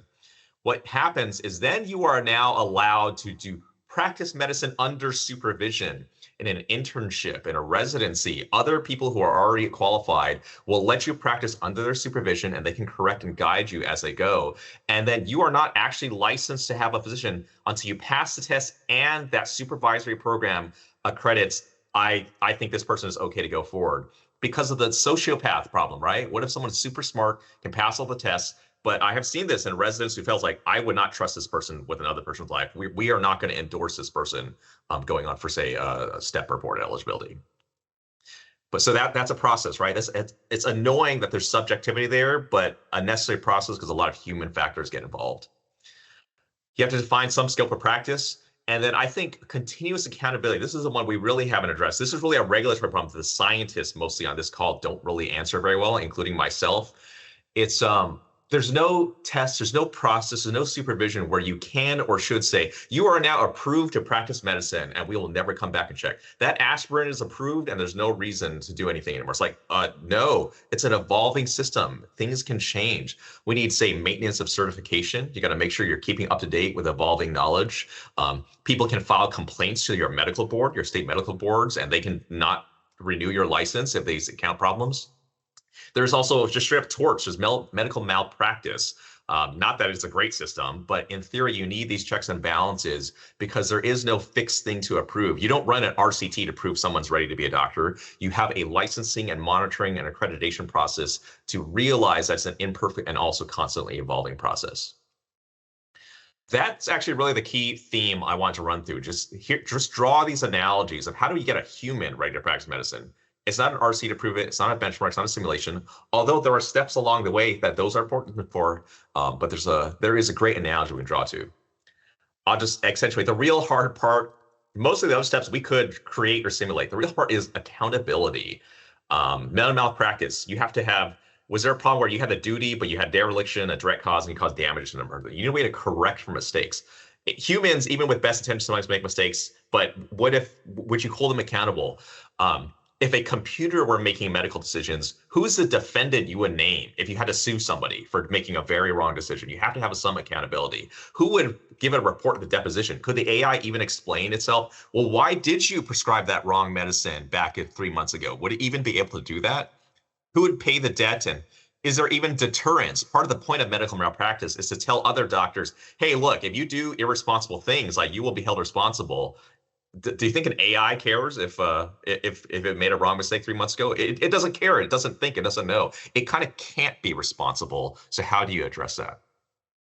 I'm just going to leave this slide up. This is channeling a lot of Dr. Bergman's perspectives on the left. This is basically a structured pathway of how do we manufacture and license human doctors to be trusted for medical care. And on the right, are there analogous things we could have for an AI competency pathway? Test simulations benchmark, that's like step one. That's step one. We're still in the step one phase. There's several more that you really want to get to be able to feel trust in an empowered system. I'm going to break there and see if there's squeeze in maybe one question or a comment, but a lot more to think about here. This is amazing, and it was, and I just love the energy. I guess one of the things I just failed to understand is that every other industry has figured out how to take risk in healthcare, right? I mean, for example, an artificial mitral valve does not want to, kill someone, but it may if it is, right, if there's a defect, et cetera. So why? I mean, one of the things I worry about is, around AI exceptionalism and why should this be any different than any other technology? We've done this before, and and I would say the same thing is true with liability. So, for example, if a valve goes wrong, then the question is, did the clinician do the surgery incorrectly? Did they select the wrong patient, or was it a device failure? And I feel like I don't know. My sense is it's less of a problem, or that we should use as much precedent as possible for these technologies. Yes, as opposed to create something new. One of the visions for a simulation platform is to, in fact, to develop a virtual residency. Like that's kind of where my mind's at with this technology. That it's clear that it can pass medical school, right? It can give the same exams we gave, and it can probably be better than both of us. Now the question is, how do you simulate a residency? The reason we do residency is because that's the only way we have a real time dimension. We need, as opposed to a simulation in which you can run that over time, over a much shorter period of time than possible. How do you foresee that type of framework? I mean, where do you see, when you think of it from a licensure perspective and thinking about how do you bring a computational system to develop a virtual residency? What are your questions going to be? Like, what are your first? What's your reaction to that, or how do you approach something like this? Great, so much. For what it's worth, I don't personally advocate for this whole framework. I'm trying to channel Dr. Berman, write a very nice framework. I'm just kind of summarizing some reasonable thoughts, food for thought, and how we might approach some of this. Back to the medical valve one, that's kind of like a device, right? It has no decision-making capability, right? It does not act in some potentially autonomous and unpredictable way over time. So I can see why people think there's a different way. It's just hard to approve a device of medical AI that can kind of change its thinking over time. For the residency level, it is true. I don't know, you do as well, right? You actually work in medical residents and trainees, and I'm like flogging, like, you are not a student anymore, right? You have to be a doctor, and that's just something different. You have to take responsibility. If you're super smart, but you like shirk responsibility, you don't call the consult, you don't follow up and complete the thing. Like, what good is our knowledge if we don't do those things? And it's the simple way I would say is some kind of responsibility and physicianship, and that's a different thing for than test taking. Having said that, I think there are frameworks where we can and should, with scoped practice too. The fully autonomous AI doctor, that's probably crazy for now, but maybe medication refills on a very certain subset. That's a contained scope. The risk is much more directed, and I think there are structures where we can do things in a stepwise way. Well, I want to thank you for giving a really compelling presentation, for all the work you're doing. This is going to be an ongoing conversation. Ali, do you want to introduce our next speaker? Of course. Thank you again, Jonathan. Honestly, I love your basically trust manufacturing pipeline. That was amazing. And next, we again have another Jonathan. That's fantastic, from Verily. It's a pleasure to introduce Jonathan Amar.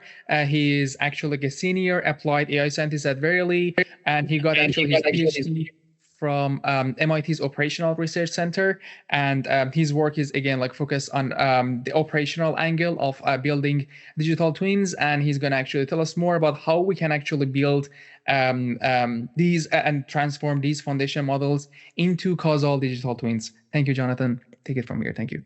Yeah, thank you for the intro. Thanks to all speakers, and yeah, thanks for organizing this. Like, it's been super stimulating so far, and I hope I'll keep up the pace.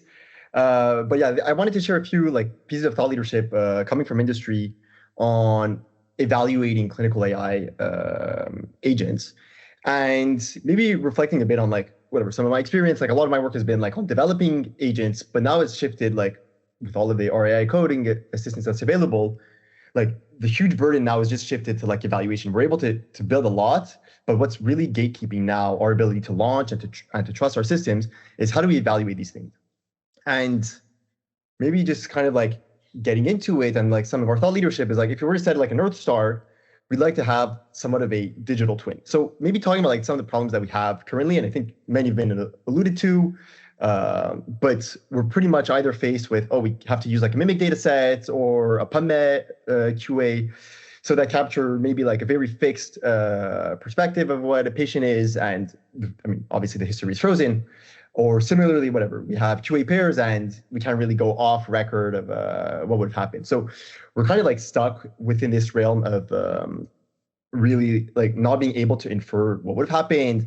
But we're in an era now where there's a bunch of generative models that could allow us to simulate patient trajectories and even get into some of the conversational dynamics that would be needed if we really wanted to capture like a broad range of patients. So maybe like our proposal and some of the thought leadership is to kind of like decouple the idea of like building a patient simulator into two main components. The first one is like the biological engine, and maybe to give a sense of it, and whatever, it could be revisited, but like the timescale it focuses on is like hours to years. And this really tracks like, okay, how do patients evolve like based on interventions clinical interventions, procedures, medication, etc.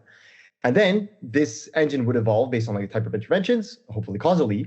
And when it has to face the real world, our chatbots would be talking to a patient simulator.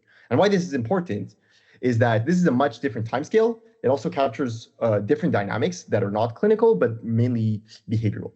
It's probably like intertwined, but at least we could kind of like maybe keep track of these two. So we made a bit of a dent, like from a research standpoint, in like both of these topics.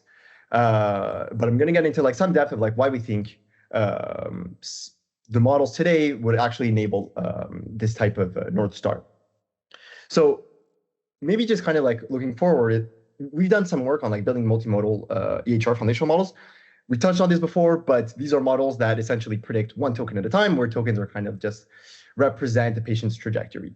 And you could kind of bring in whatever intervention, whatever token you want in this trajectory and see what happens over there. So in theory, it kind of worked, but if we really wanted to have like causal properties, we need to rely on a couple of features. So hopefully the fact that we bring in other modalities, typically genomics or other static modalities, can serve as instrument variables, really controlling and potentially exhibiting some of this instrument variable approach.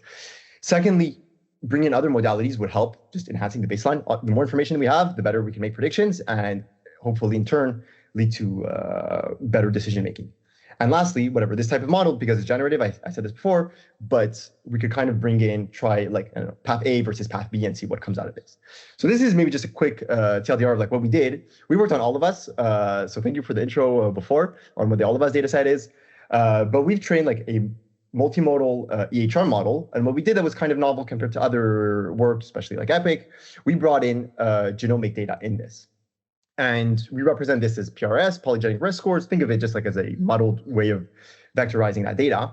And we saw that by utilizing some of the state-of-the-art multimodal frameworks, that we could get better predictive performance. So hopefully leading to some of the promise of building digital twins that would allow us to assess personalized intervention, generating synthetic data, et cetera.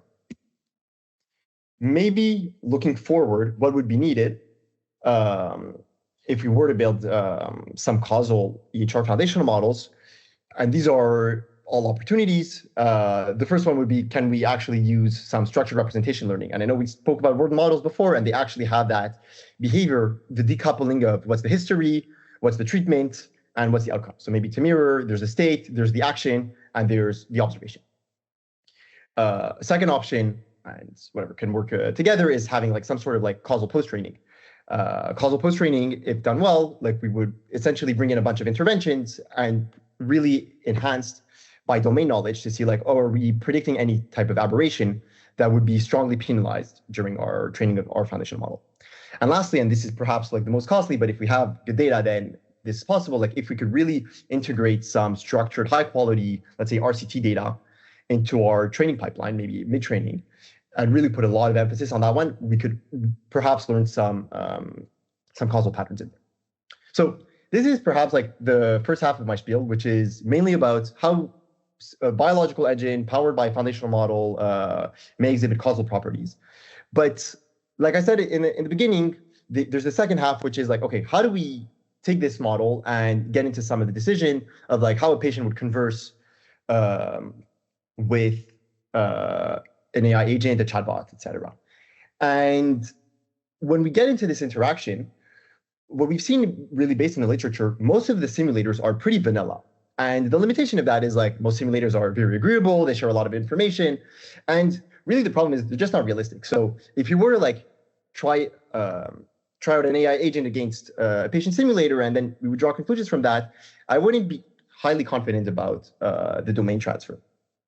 And so what we've done is we really tried to like, okay, can we build off of some of like behavioral science ways that like humans and patients in particular approach different problems. So we essentially extended a conversational model that uses strategy, content, and feelings that all gets aggregated into a final agent on how to like respond to messages. So we've taken this, we've worked hard on calibrating it, on evaluating its realism, its ability to follow a clinical vignette. And we then took that to a stress test.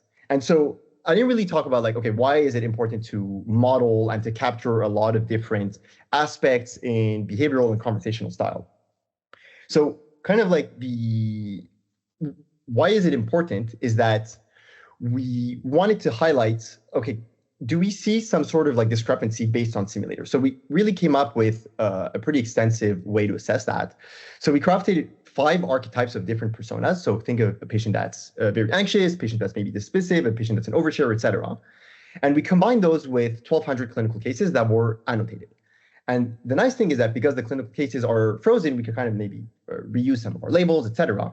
And what we threw at it is like we tried to see like, okay, do different foundational models actually exhibit same performance across different personas, etc. And so kind of like trying to see whether this hypothesis that the behavioral style of a patient is actually important. And so not surprising, we actually see a lot of variation in terms of like outcomes. So just the fact that, I mean, it's color coded and there's lighter and dark colors just shows that there's variance across different types of personas. But the punchline here is that it's not surprising, but the simulation results depend a lot on the simulator or the persona that's used. So maybe our conclusion from this is like, we have to be extremely careful in terms of what kind of patient and what kind of like behavioral emotional traits are mocked throughout the simulation. We could go be very broad, or we could be maybe very limited and be, let's say, being acknowledging of these limitations. But that being said, we kind of like try to capture like really the two scales that are important in patient simulators and using those simulators to evaluate clinical AI agents.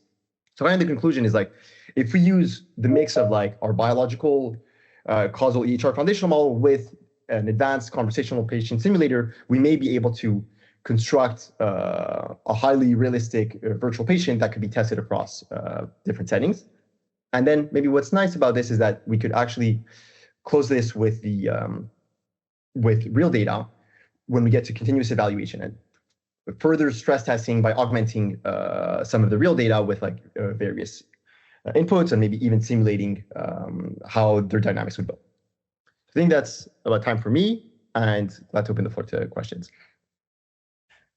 Jonathan, this is super cool, super interesting, and I love the fact that you already are doing so much of the work around multimodal foundation models, using these large data sets, virtual patients. You guys are already, deep into this field. One question that's in the chat that's interesting is one of the other variables, and I guess you can extend that. One of the other variables for what happens to patients is the personality of the clinicians, and their own sort of experiences and biases. What happens when you model for that? Does the variance actually go down? Or does that actually increase the amount of variance that you might see in the outcomes that patients might have? So that's a great question. So I think depending on the way we model it, like variance in providers may actually, I would say, cause more variability in like what we see, because we're not going to see consistent patterns and we're just going to get like the sum of both variabilities, which makes it hard actually to learn from specific patterns. And we've seen that. And even if we were to think in trying to build like a causal model, like we don't have a unified intervention anymore, because maybe like a procedure is not the same depending on like where you get it, et cetera. So it's actually going to be very important if we start training and trying to get some of these causal properties to really stress test this assumption that we're not only seeing procedures from this specific place, and that's not what we're inferring on. So it makes it very difficult. And it says also about like, if we didn't want to mitigate this risk, let's say we had like maybe an ideal RCT data, that this RCT is not focused on a single location, but it's actually spread across different providers, et cetera. So 100% agree, that's a big challenge, adds variability in the learning and so on, but potentially can be overcome. Amazing. Well, on behalf of our audience, thank you so much for the work you're doing, and really, really exciting. I'll have Ali introduce our next speakers. Fantastic. Again, thank you, Jonathan. It was a great talk on how we can build digital twins for one single patient. But what's actually cooler about just one single patient is how we can actually scale that up to even a large environment, clinical environment. And that's a pleasure to introduce the HMS team doing the exact same thing. First, Luyang is a senior postdoctoral research fellow at Harvard Medical School, Department of Biomedical Informatics, and incoming assistant professor at Yale School of Public Health.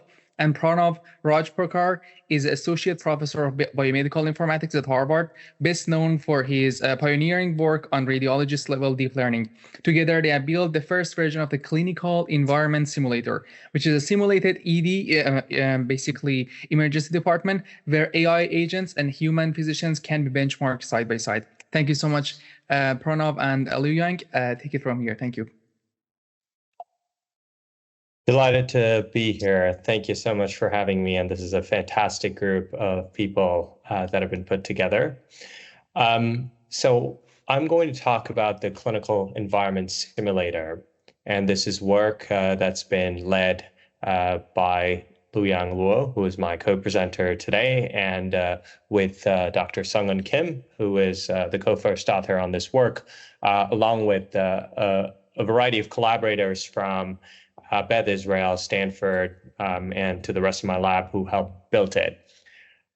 This really started as a perspective in Nature Medicine earlier this year, and the argument that we made there was simple.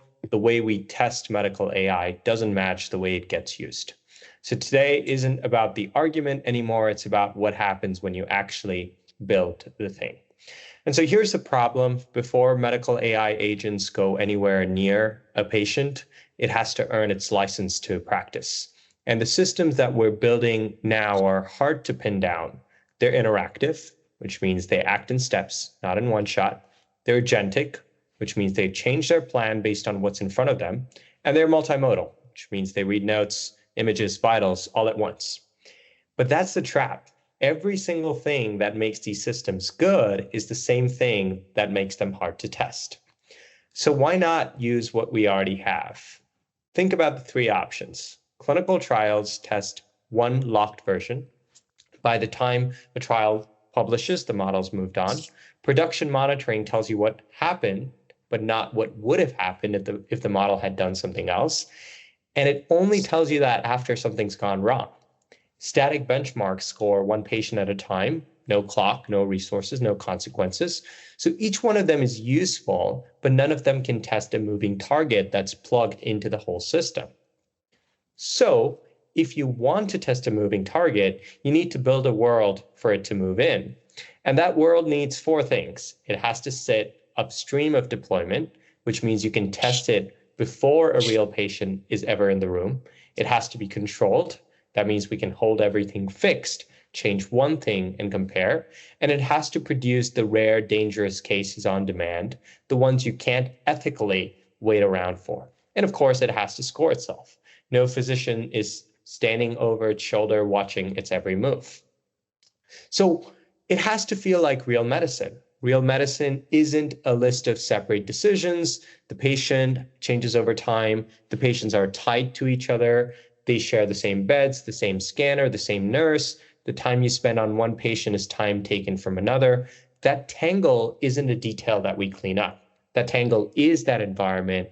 And so the world that we have to build has to be dynamic and coupled. And so you put that together and you can see the whole. Nothing out there is four things at once: dynamic, controlled, counterfactual, and before deployment. So we built it. And that's the clinical environment simulator.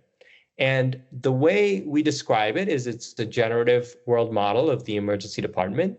And for the rest of the talk, I, along with Luyang, will show you what it is, what it can do, and just as honestly, what it cannot do yet. So it runs on two engines. One is the patient. It generates how the body responds, the state changing over time, the what ifs, the results coming back one test at a time. And the other is the hospital. That's the pressure around the patient, the beds, the clock, the fact that they're juggling 10 people at once. So one engine we think of as the biology, and the other is the building. And so together they're the world. And then the two run in a loop. You act through the chart, you order a test, you push a drug, you move a patient, the engine sees it, and the world changes. That change comes back to you as the next thing that you see. Then you act again. Act, react, act again. That's the whole thing. That's what the real shift feels like. So where does it start? It starts with the real patient. This is Jane Doe, 67, short of breath, walking in with a heart rate of 118, pressure of 92 over 60. We take her actual chart, the triage, bedside echo, CT, TPA, transfer to the ICU, and we lay it out minute by minute. And here's the key move. We pull each action apart from its result. So in a real chart, they're glued together, but here we're ungluing them.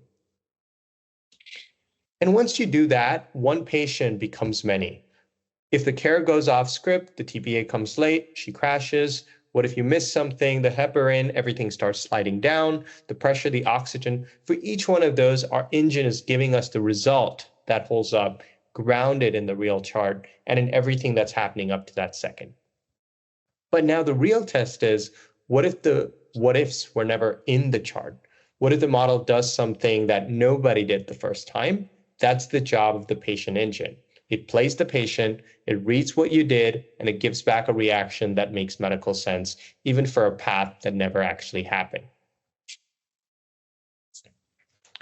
And here it is doing exactly that. From Jane's one real timeline, it branches. Timeline 2 is the missed heparin path. She goes hypotensive, confused, vitals drop. Timeline 3 is the delayed TPA path. Two different stories, both plausible, both consistent with everything that came before. So now making things look plausible is easy. Proving that they're plausible is the hard part. So for every single result that the engine generates, we ask a second model one question, which is, given this patient's history and given what really happened, is this believable? That's it. Every event checked against the truth. And it holds up. We ran it on 188 cases, 376 trajectories, the best care against no care, and more than 12,000 of these checks. And it passed at a high rate across every category, not just the easy one. But a checker that only agrees with itself is not that helpful. So we asked, does it agree with doctors? We measure using a common agreement metric, a stricter way of scoring agreement that fixes the known problem with the usual metric. And the agreement we find is strong across the board, strongest on vital signs, so we know the machine can grade itself, and it grades the way that a clinician would. I'll hand it off now to Luyang to tell you a little bit about the second part of our puzzle. Thanks. So the second part of this is to build the hospital engine. And what we do is we abstract the resource constraints in Silico, and we orchestrate the hospital engine with the patient engine so that for each one of the actions that the user take, they would first reach to the hospital engine, and each one of the resource pool would then be occupied by this order. And after a certain turnaround time, this order would then be released from that resource, reach to the patient engine. Patient engine start to generate plausible responses as we tested before. And to bring these different engine outputs to the user, we think there is no way better than the realistic EHR interface, and we render the engine outputs in this way. And the simulator users, including AI, including humans, they would have to plan and navigate on the real order set, including different diagnostic tests, medicines, procedures, and consultations. And the endpoint of a patient's trajectory within this emergency department would be the time that the actor would submit their diagnosis and their disposition decision. And here we show a physician working a live shift where they just work on their on the simulated EHR, on the simulated patients, just as they would do in their daily shift. And you can basically tell what they are doing by switching from different tabs or doing different, place different orders and switching in between different patients. So the next question we would like to answer for this simulation platform is whether the system as a whole is real of high fidelity. So for that, we have conducted a user study, including 10 participants, 7 of which emergency medicine, and each one of them, we asked them to do a virtual shift, and they will have to rate the system fidelity as well as their user experience. So long story short, we have received high fidelity scores across different dimensions, including clinical plausibility, time and workflow, as well as the cognitive load that the physicians feel. So here are some highlighted notes that we take from the physicians, including their reactions to the action reaction of the patient engine, as well as how the hospital engine generates the patient incomings. And with that, the unit test of the patient LM and the holistic test of the system, we are now ready to evaluate AI physicians as well as human physicians on these different actions, including correct diagnosis, critical actions, and timeliness. So we first conducted a benchmark across different AI physicians.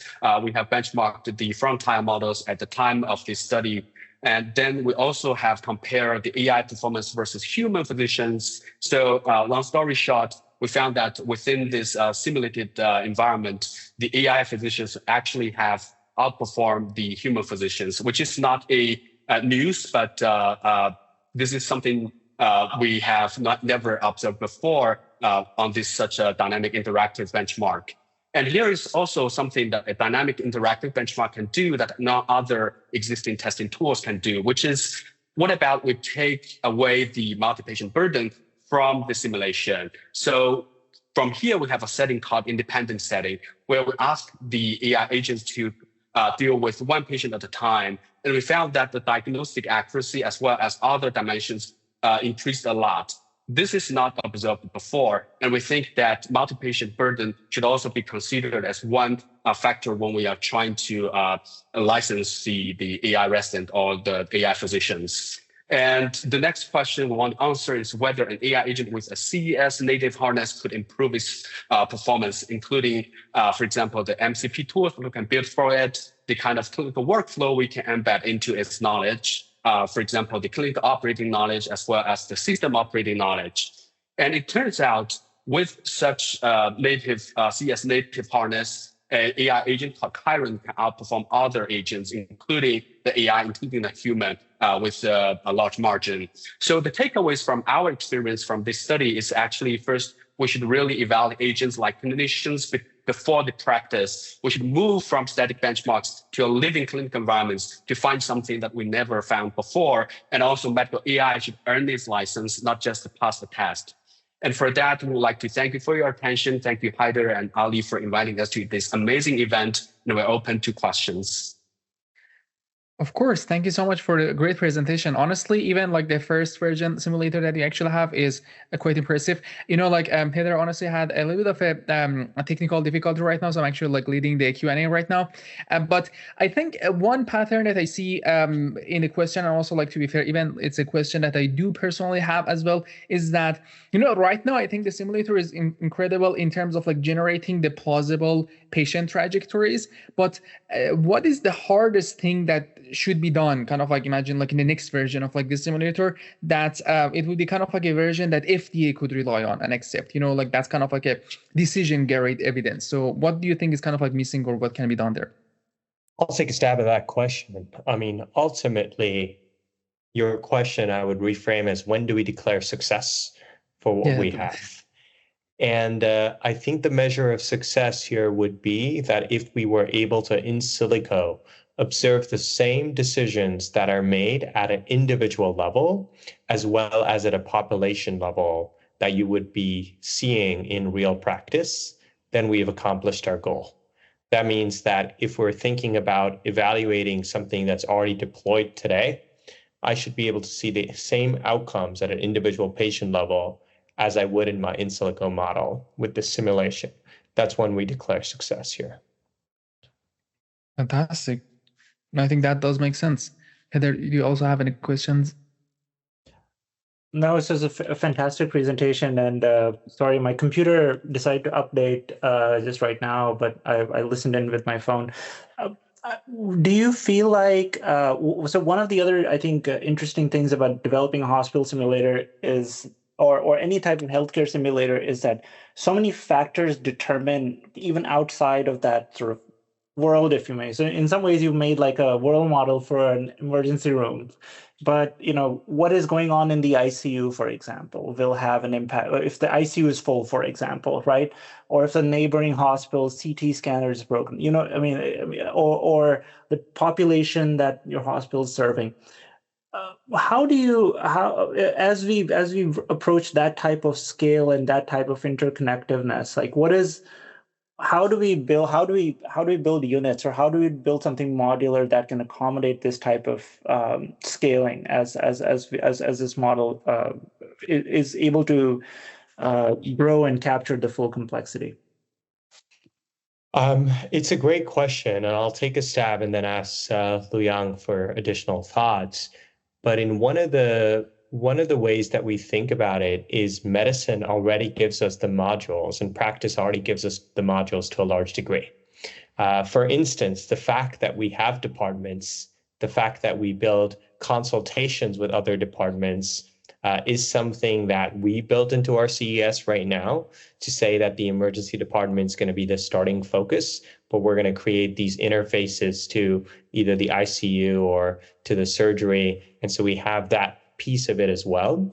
And that is modularity by design of the way practice currently works. And that's a beautiful thing, and we take advantage of that.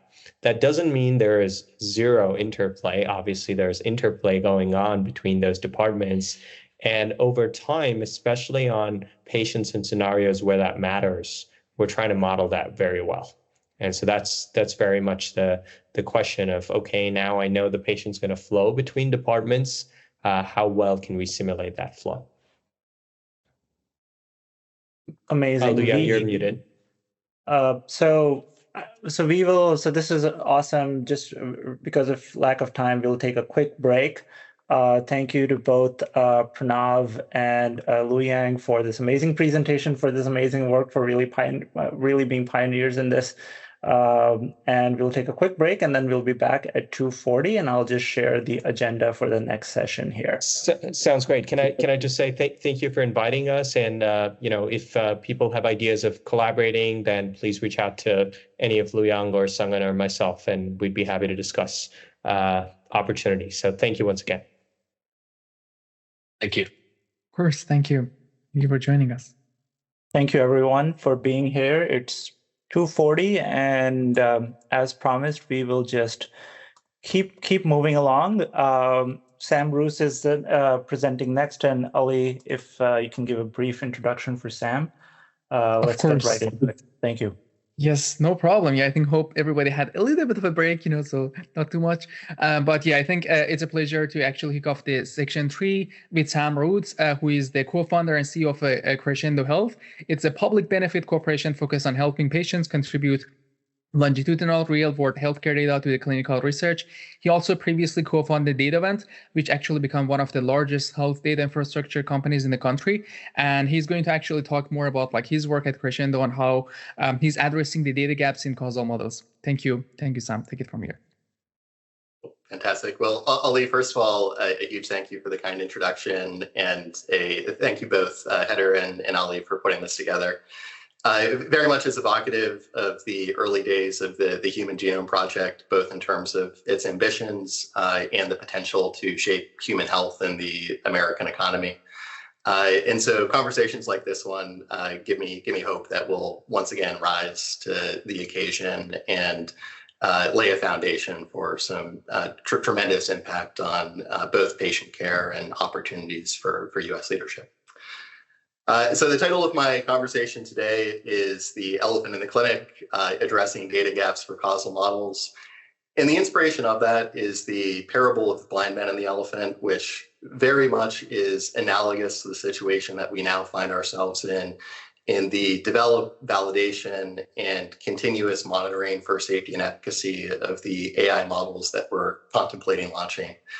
And so if you're not familiar with the story, a group of blind doctors in this case all are touching a different part of the elephant and coming up with a very different conclusion as to what they're actually engaging with. And when we're working with incomplete data, we risk exactly the same bias in any type of models that we implement or recommendations that we make for the patient. And so as many have alluded to in earlier conversations today, one of the central bottlenecks that we need to address in order to support these causal models in reaching their full potential to improve the quality and cost effectiveness of patient care is addressing the data gap. And so, as we look at what are the options available today, many researchers are faced with the trade-off. You can go with very rich data sets that often come from individual health systems or IDN, and that will give you a rich view of what's happening within that health system. But workflows can vary meaningfully from one hospital to an institution across the street. A patient that is receiving their cardiology-related care at one institution may be referred to another for a surgery at a cath lab. And working with a narrow data set both runs the risk of missingness at the patient level, but also overfitting to a particular institution and its workflows. But if we go the other direction and we work with models that are built off of secondary de-identified data, that which is commercially available through a number of different vendors, it's longitudinal. There might be nominally millions of patients reflected within it, but often the data that you're working with is incomplete on the elements that are going to be most impactful for your research questions and for the work that you're doing in training your models. A number of reasons for that. Some of it is bias in data availability. For example, Medicare data for purposes of research publication can be difficult to get your hands on in a scalable way.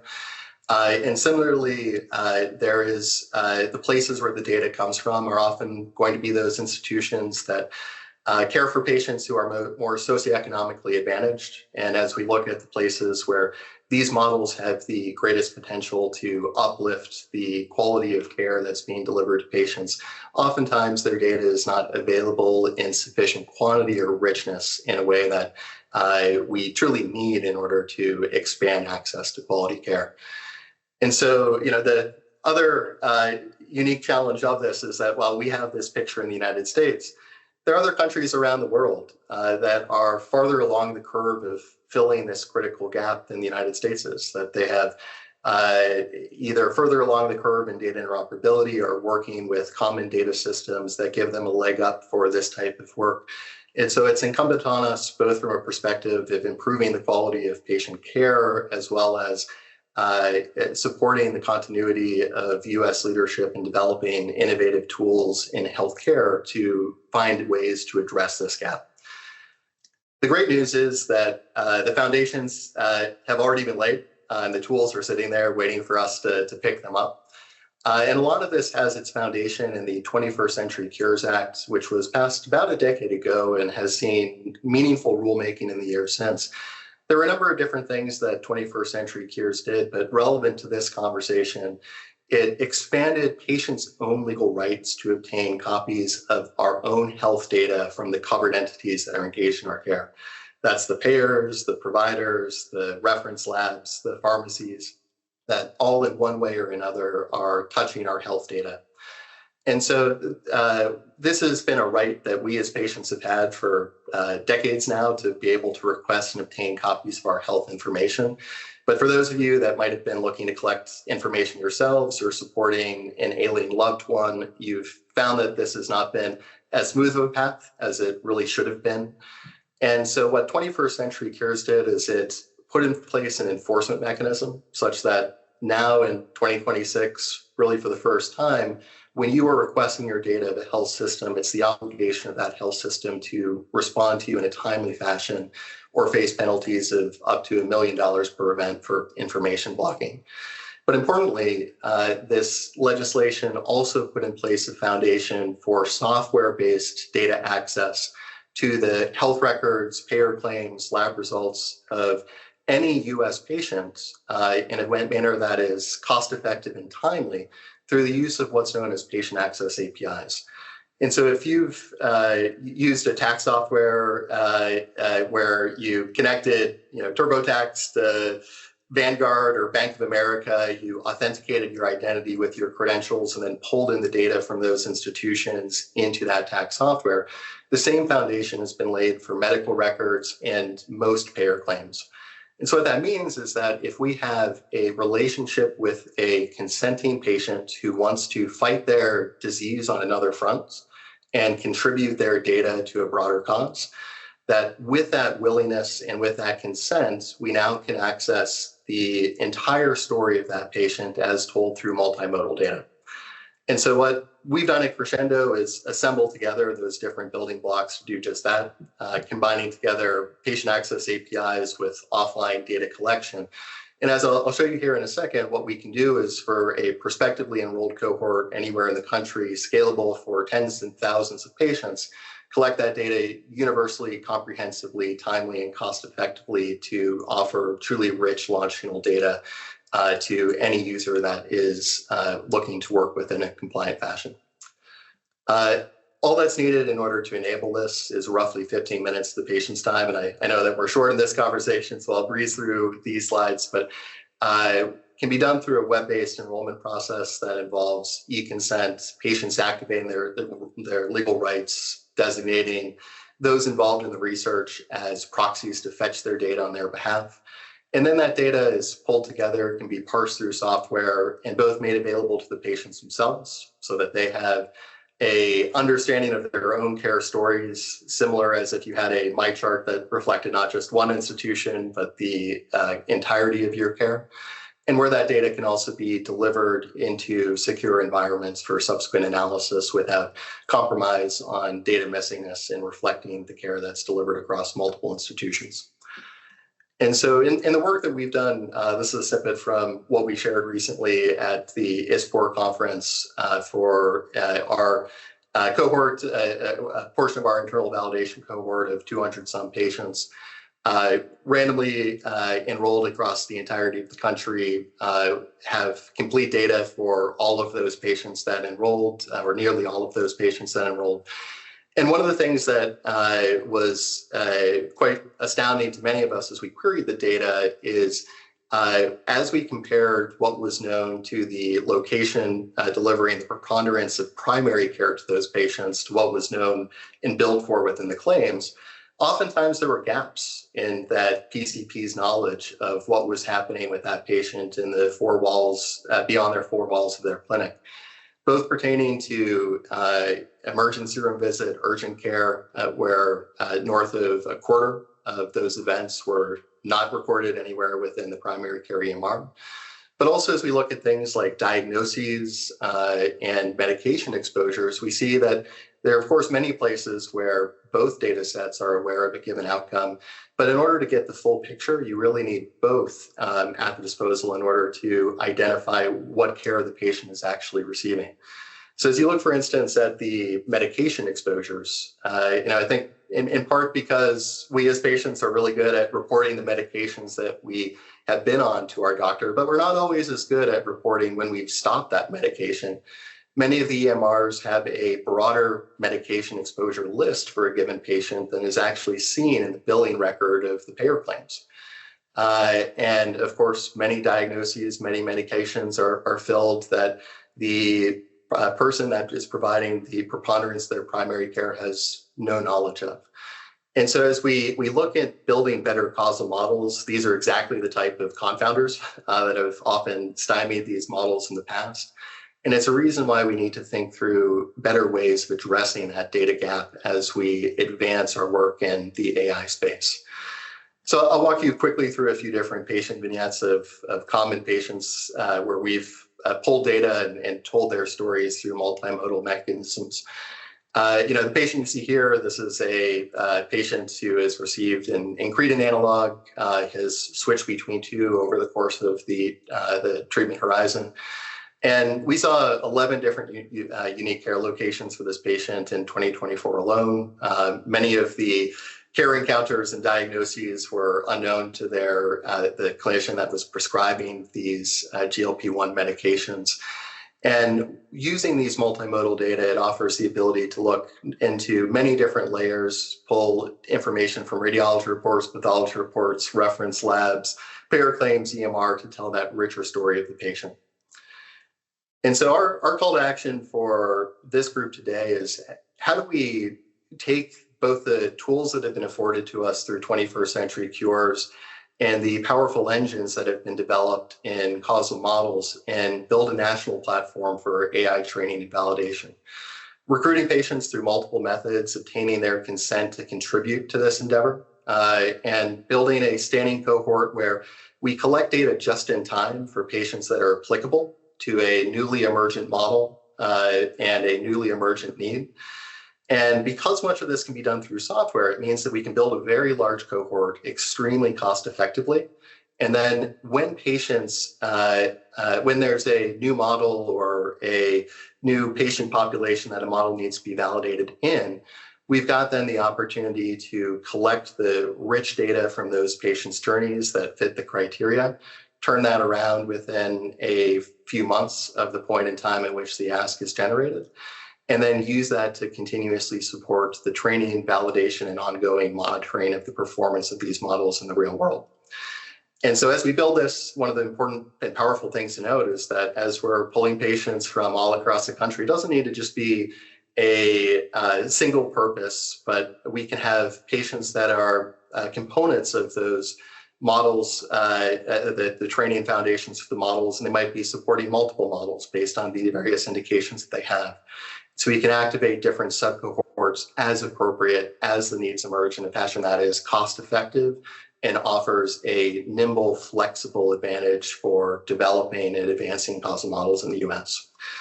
So I know that I'm coming at the end of the time, but just wanted to share, again, a huge thanks for the ARPA-H team, for Haider and for Ali in particular. And thank you, the audience, for listening to me, and more than happy to have conversations in the weeks ahead if there are any folks interested in collaborating. Thank you. Thank you, Sam. And as we transition to next speakers, one question I have is, I think there's a, to me, I feel like there's maybe there's not attention, but there's one direction is to go as broadly as possible, and the other is to go as deeply as possible with regards to data collection and getting completeness of data for maybe a smaller subset, but you're getting more sort of layers of data than you do for, and then maybe using that sort of seed to extrapolate to a larger population. And some of that is just around the finances. You have a finite amount of resources. What approach do you take? How do you address a problem? How do you think of a problem like this? If you're going to build a causal model, or if you're going to post-train existing models to improve their performance, let's say we even take away the causality piece. The idea is, how do you improve the performance of existing foundation models from, let's say, 90 to 95%? Is a deeper approach better, or is it just simply a matter of scaling? Well, I think it's contingent upon the question that you're asking.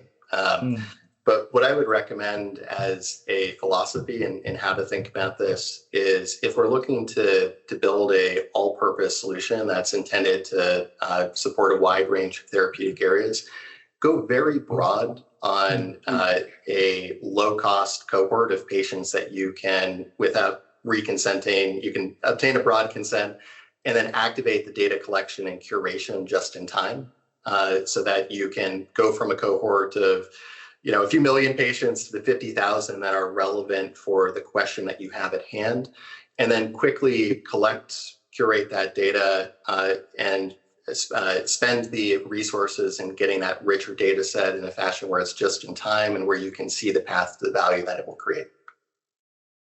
Awesome. Well, thank you so much. This is really a great presentation, and we will move to our next set of speakers. We have a pair of speakers, so Ali, if you can introduce them, that'd be great. Of course. Again, thank you again, Sam, for basically talking us through the next generation data infrastructure you're building. That's fantastic. We'd love to basically learn more next about the foundation models and how they can be actually used for biomedical data discovery. So it's a pleasure to introduce Professor Choudhary and also Professor Daneshju.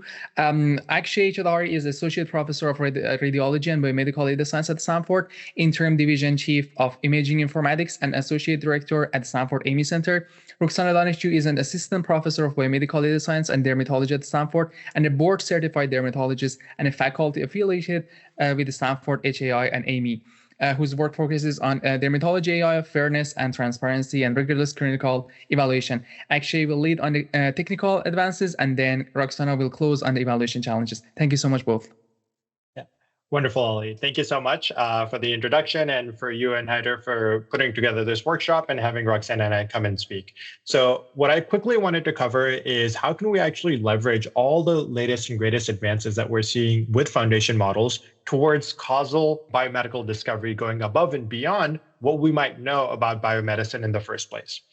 And I wanted to talk about this by talking about how most pragmatic foundation models that are used clinically these days are ostensibly multimodal. These could be your typical language models that can parse through arbitrary clinical notes. There could be foundation models that can parse through medical images to understand what's contained within the imaging data. Or we could have EHR foundation models that can parse continuous labs or discrete codes. However, these models can only really learn from observations and supervision signals that humans have created in the first place. But if we look at a healthcare system level, where we have all this large-scale data aggregated together, we can ask the question whether this multimodal data actually contains undiscovered disease etiologies, new treatment pathways that are just waiting to be discovered. But as Haider pointed out, one of the challenges of these foundation models is that they're not causal. We cannot encode causal knowledge in them. And hopefully over the next few slides, you can see some of our early work in trying to use some causal inference methods on top of these medical foundation models. And I will be highlighting some work that's been led by our postdoc, Robbie Holland, who really led this study from start to finish. And converting models to new biomedical knowledge, we first started off with a large-scale heterogeneous multimodal data set. We included imaging, abdominal CT scans. We included clinical notes such as reports, as well as EHR data that pertains to the specific patients we're looking at. And we know that this large-scale aggregated data contains some discovered as well as undiscovered biological concepts, and we want to be able to extract those. So the way we do that is we take our individual modalities, we generate embeddings by using our favorite foundation model. It doesn't matter which model you use as long as you can generate the embeddings. And then we actually take all these embeddings and then we pass them through some sparse autoencoders that we've created to actually look at what the interconnected graph looks like of these discovered concepts. So effectively, we're taking these high-dimensional dense embeddings, which are vectors, and then sparsifying them to a more compact basis, and then creating a graph of how these concepts relate to one another. So this is a data-driven discovery platform. But the challenge is most of the sparse autoencoder research ends over here and is not really interpretable. So what we go above and beyond. And for each of these concepts, we can actually make them interpretable by actually working with language models and assigning them human interpretable labels that we can validate at our institution as well as other institutions to make these sparse concepts to be human interpretable. Then we can effectively run large-scale GWAS studies where we take these concepts and look at novel associations that these concepts might be related to. And these associations could be diagnostic, so the current in time, or they could be prognostic about what might happen to a patient in the future. However, these are still associations. There's no causal inference happening here. So for most of these powerful associations that we found, we use double machine learning, which is a causal inference method, to actually remove the effect of confounders. And these confounders could be patient-specific demographics. They could be highly correlated associations. And then by doing this process, we can actually come up with novel graphs of what might be happening to a patient and what might be happening at a cohort level. And we validate this at data from multiple different hospitals too. This is an overwhelming slide of what some of these sparse concepts look like across multimodal data, and we can actually dig into each of these individually at a patient level and a cohort level.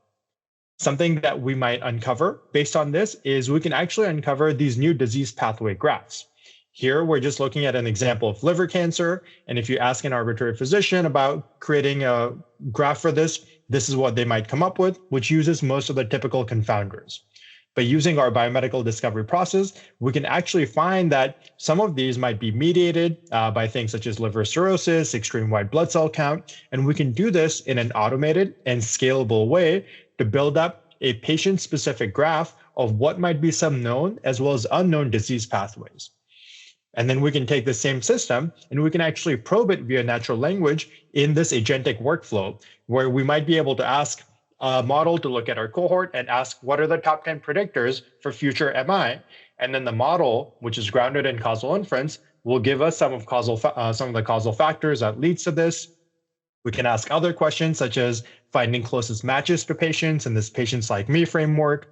We can ask whether or not a patient may go on to develop some future disease. So I really believe that this system that combines knowledge from multiple models together is allowing us to move towards these very powerful counterfactual simulators that don't rely on an arbitrary foundation model, but really the holistic patient representation. And obviously, when we have new hypotheses and new model capabilities, the burden really shifts towards robust evaluation. And I will not be answering that question, so I'll be turning it over to Roxana, who can continue the talk too. Thank you, Akshay. So talking about evaluation, here's some of my disclosures. I want to be cognizant of time. I want to talk about the current state of evaluation. So there have been dueling papers coming out talking about clinical models like open evidence or doximity versus like foundation models with very different results. Like the first paper came out in Nature Medicine, made a big splash, used a data set called MedQA, which is a medical question answering, which had its place in benchmarking in the early days, but undoubtedly at this point, it has likely been leaked right into the models. There's been using like real physician queries, which I think is a little bit better. But the point is, these are just like very static benchmarks, which is a problem. And we wrote this paper in the New England Journal of Medicine AI talking about moving past static one-time evaluation, because that really just, there's so many ways that you can slice and dice it that you're actually getting like different results across these small status benchmarks, which doesn't really tell us much. Work that I was involved with that Nigam Shah's group led, MedHelm takes us a step forward, no longer static. Now it is still the same benchmark. So the benchmark is static, but the models become dynamic in that you retest models as new ones come out. You have multiple benchmarks, not just one, but an entire suite that covers a range of clinical tasks. And then you look at the win rate. Again, these are ones where it's like it's like a single turn, one answer type situation and not really reflective of what clinical medicine, how it's practiced. So this was work we did with Pranav's group, who spoke earlier about his simulation environment. So early on, thinking about how AI, like medical AI, is doing things more as a step-by-step thing in medicine. It's not, oh, here's all the information and you get one answer. It's conversations with patients, getting new lab order information, all of the things that were already talked about earlier today by Pranav himself. And what we showed in this paper is that actually models that do really well on vignettes, so you see in red, which is how most benchmarks are created, are just vignettes, actually crash when you have them see a multi-turn conversation, which is in green, or even a single turn conversation where they only get to ask like one question. And then if you give them a summary of conversations, which is orange, it pops back up. So these models are really good at taking information that's kind of been handed to them on a silver platter. I would love, when I go to clinic this afternoon, if the patient hands me all the relevant information on a silver platter. That's not what actually happens. The other thing I would say is that our models are becoming more complicated. So those models are focusing on just sort of large language models, or maybe very simple agent. Actually, most of the evaluations just focus on large language models, some of which may have reasoning and multiple agents underneath. But as Akshay pointed out, we are moving towards a world of way more complicated models. Within my lab, for example, we are building a dermatology-based model that is taking in multiple inputs across imaging, reasoning across those inputs, calling up different agents to perform tasks based on what's needed for that patient. This is not a system that a static benchmark could evaluate.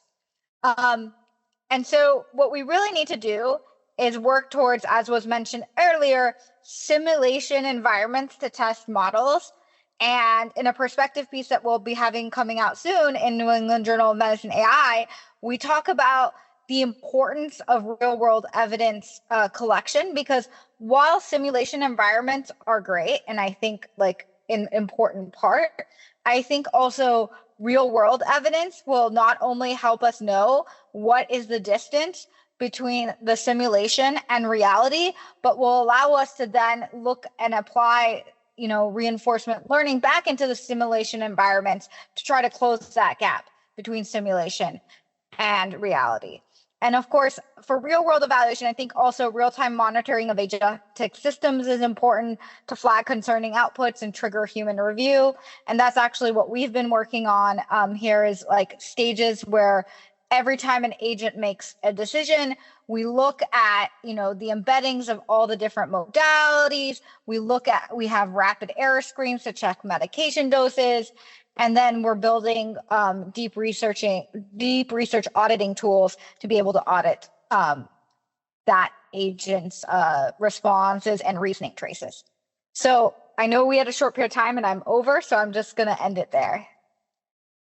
Thank you so much, both of you, for this awesome presentation. I guess one question is there a linear? I mean, when we're thinking of, I do think that we need more data we need more data than we have currently to be able to get to an inference level that is better than what current foundation models are giving us. But is there an upper? How do you determine when you have when you're not getting a significant value add from additional data, and when you look at the existing models that you have, what do you wish you had that would help improve performance, especially if we're going to look at AI evaluation? Like, what is a missing piece for the data that you can get routinely from clinical data that you wish you had? Yeah, I mean, I think that's an excellent question. I think we're actually still in the early days of the data piece. Like, I think, I want to see the multimodal data is not fully cracked open. Like, Akshay and I are both associate directors at the Amy Center, which is like the Stanford premier center for releasing data for academics to use. Many people on this call have used that data. And still, like, the multimodal is like infant multimodal data, like some text and some images. I think we need a lot more linked image lab text. And I know that's where Akshay's work is going, but we need that at a larger scale from multiple hospitals. It can't just be like Stanford data. Like, Stanford data is great, but it's only one very small slice of the population. It doesn't represent patients in rural settings. It doesn't represent like the full population. So I actually think from the data standpoint, I would like to see more highly linked multimodal data available for us to be able to test these agentic systems on, to then know if we need to train more, because now we found outliers that we didn't have in our hospital system, and to also improve like the robustness of simulation systems. And maybe I'll quickly answer saying, for me, the most valuable data would be data used for post-training. How do users actually respond to the outputs of these models? Simply having some awareness, did the user override an action? Did the user agree with the action?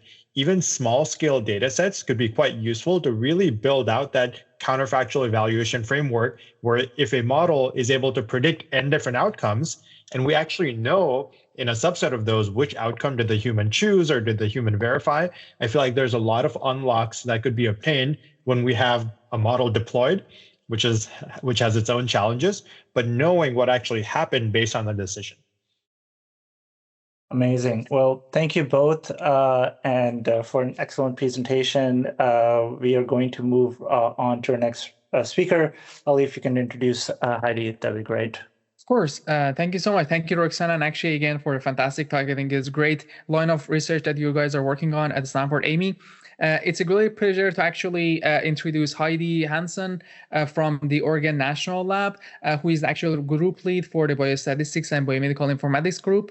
And she's a technical lead also for a program called Mosaic, which is focused on advancing predictive machine learning and large language models, predictions for near-time extraction of information for basically National Cancer Institute supported research. And in this talk, she's going to actually tell us more about the computational health fork that is related to Genesis mission, and how her actual group at the Oak Ridge National Lab is handling that, and how they are basically bringing the compute to the national scale. Very excited to have Heidi here. Thank you.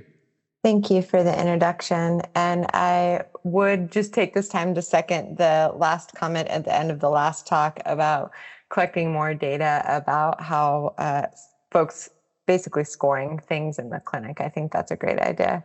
But I'm going to jump into what I'm supposed to talk about now, which is Genesis mission. I'm going to give you an overview of what it is and a little bit of information about what Oak Ridge National Laboratory brings to the table in this space. So the Genesis mission, if you haven't heard, is a Department of Energy mission. It's a national mission really aimed at scaling. Sorry, I'm just going to move things around a little bit. Scaling what we can do with supercomputers across the nation. So very excited space, really, because the Department of Energy has a lot of compute and a lot of experience with that compute. And so compare those scientists that have been working on these types of problems for the past decade or so with folks that are really interested in using it and interested in being able to bring the application space to the compute space. So I think it's great because this is a very exciting time where we can have AI-driven scientific promise to accelerate scientific productivity. So really by combining what we can do with compute with real-time data analytics, real-time feedback loops, so that we can continually learn through the experiment process. The Genesis mission really is a national initiative for science, national security, and innovation. The goal was repeated on the previous slide, so I won't spend much time here. But it's really not just a tool or a program, but it's the building of a national capability that compounds scientific advantage over time. So the challenge has been a global race amidst the revolution in computing. As we all know, modern AI is bringing a completely new way to do science and we need to be able to be prepared to utilize AI to help accelerate our science going forward. So what DOE has been focused on is figuring out how to deliver world-changing scientific AI capabilities targeted at the nation's most critical science and security needs. So the solution that they have brought to the table is a portfolio of national science and technology challenges delivered by an integrated AI platform. These national challenges were set in order to define where the U.S. must lead in science, energy, and national security. And we are currently building an American science and security platform that enables the use of AI to combine federal data, computing, laboratories, and facilities into a unified discovery instrument. What this will do is really automate and accelerate research, experimentation, and engineering, keeping us at the forefront of the scientific field and of innovation and discovery. So what the Genesis mission has really set out to do is to enable us to get faster results. I think, again, this is something we've all experienced in our daily lives where AI is allowing us to accelerate both prioritization of certain questions, priority science, and also just engineering as well. The Genesis mission is also aiming to deliver stronger security through AI-enabled solutions and threat mitigation in high-consequence missions like healthcare. Again, there's a lot of consequence if the predictions that we're making are incorrect. And also making sure that there are better returns, so multiplying the impact of existing federal R&D investments. And to establish technologic superiority across the globe. So the mission is kind of defined in 5 teams or swim lanes, essentially. So there are national challenges, infrastructure, data, models, and partnerships. And partnerships is highlighted in red because that's really the space that we sit. So really, the aim is to build collaborations across government, industry, and academia to advance AI. And since this mission has started, I personally have seen sort of the level of partnership increase quite greatly, especially between academia and industry. And it brings really interesting conversations to the table, and I think allows us to innovate in ways that maybe we wouldn't have 3 years ago. So I'm going to switch gears just a little bit and talk more about what we as a Department of Energy lab can actually bring to the table. So I am sitting at Oak Ridge National Laboratory, which is a great place to sit at this point in time because we have access to a lot of high performance computing. And what this, both the high performance computing resources that we have and really the scientists that sit at the table allow us to do is to bring foundational expertise that yields solutions to challenging problems with global impact. So these are examples that we often show. I am not an expert in all of these spaces, but I am, like you, very much in the health space and can talk to that with a little bit more detail, which I will do in the upcoming slides. But it is kind of exciting to sit in a space where you are down the hall from people thinking in these disparate spaces, and you're able to borrow and map different ideas onto the problem spaces that you're working with on a day-to-day basis. So as I mentioned, we have this nice compute technology at our fingertips, which really has been critical to the success of the projects that I am leading.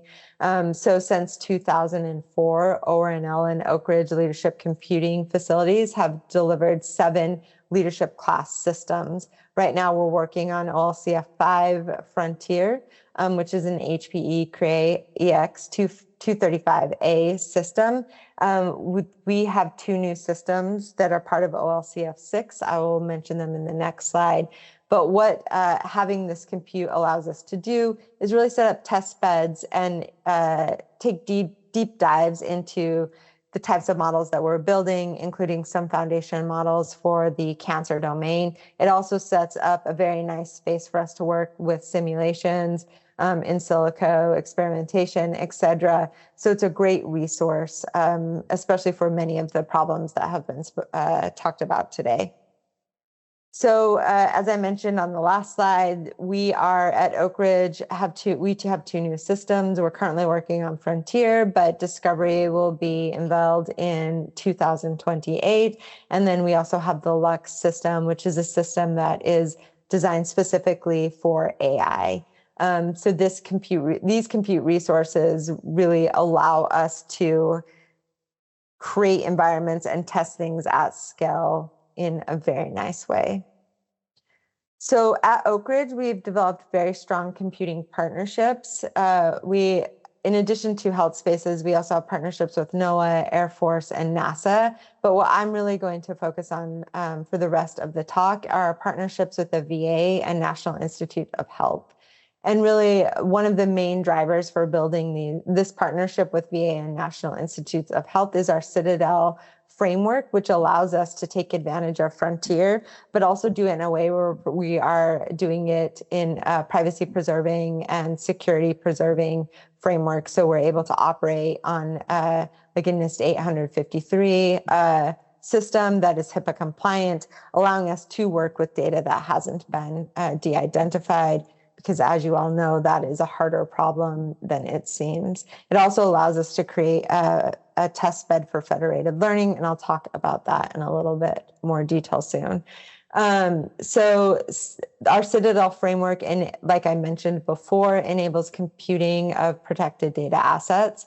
So sometimes we are working with de-identified or limited data sets, but many times, like in the text space, that's not possible. And so what we are able to do is we can utilize those identified data sets in a secure environment so that we can assure that there is no privacy or PI leakage. So this is a great resource and one that has enabled work that we have done with the National Cancer Institute. So one of the things that we have really benefited from in other words, our innovation playbook is partnerships with other institutions like the National Cancer Institute. I am the PI of a project called Mosaic, which is a project that has been ongoing, was started by Gina Tarasi at Oak Ridge about 10 years ago. I was lucky enough to be able to take on that project. And really the great part about that project has been because we have the compute, because we have the data resources, we are able to take transformative discovery in computational sciences all the way to deployment. In fact, we have deployed our models nationally at the SEER registries across the US. And those models that we've developed, OncoID and OncoIE, have actually reduced the time to cancer reporting, or been critical in reducing the time to cancer reporting. So it's just kind of a nice showcase of how you can both discover, but then quickly translate that discovery into something that can be deployed nationally when you have the right tools available.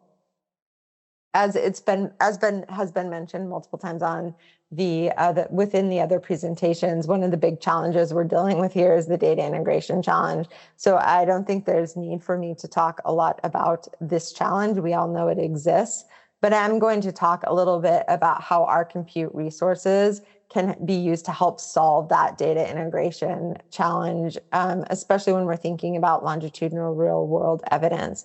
Now, I'm going to be very transparent and tell you that some of what is listed here is definitely aspirational. Some of these pieces we have already executed on. I'm going to talk you through a couple of examples, and I will be clear about what is complete versus what is very much in development, and then what kind of what we have for visions of the future. But really, when we're thinking about doing science in the health space and thinking about real world evidence, what we need to think about is how we can integrate as many of these capabilities that we've talked about today as possible.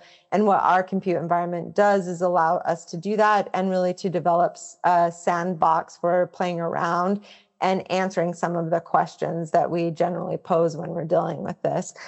So I'm going to very quickly walk you through some of the things that we've done.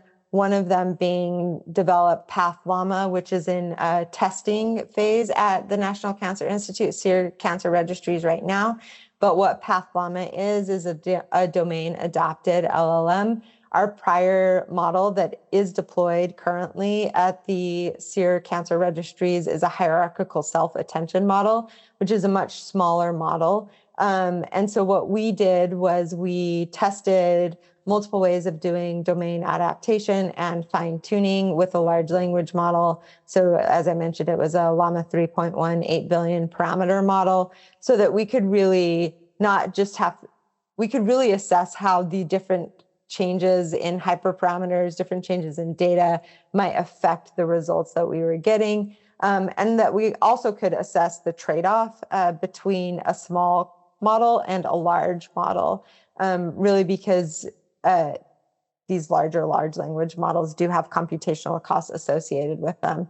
So high-level takeaway is PathLlama does allow us to predict better on the harder to predict tasks. The tasks that we're working on, subsite and histology, have large class imbalance issues. And so what using PathLlama allowed us to do was do better predictions on some of those harder to predict tasks. I'm going to leave it there, just given time. I want to talk a little bit about our federated learning ecosystem. Again, I'm not going to take a deep dive here. I did just notice the time, and I want to be sensitive to that.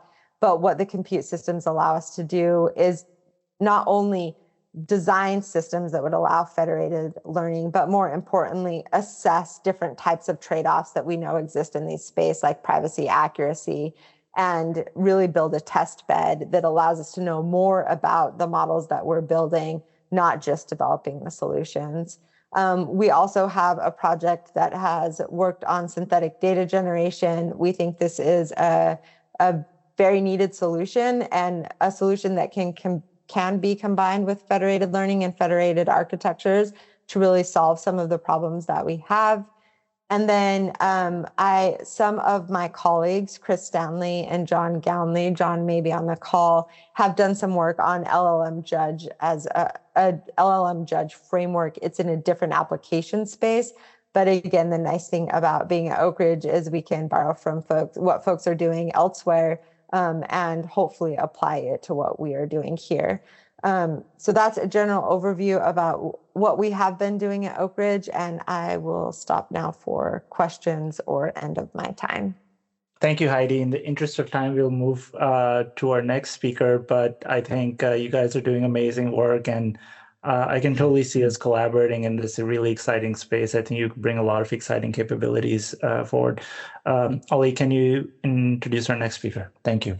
Of course. Yeah. I mean, like, thank you again, Heidi. You know, like, Genesis Mission is fascinating and everybody wants more compute. So that's fantastic. So anyway, it's great to it's a pleasure to introduce Nick Gosen, who is the Chief Strategy Officer at Dandelion Health, a clinical AI and data platform that combines AI tools with multimodal patient data from millions of records.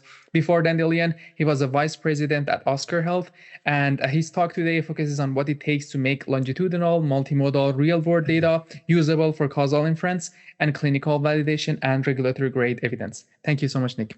Let's take it from here.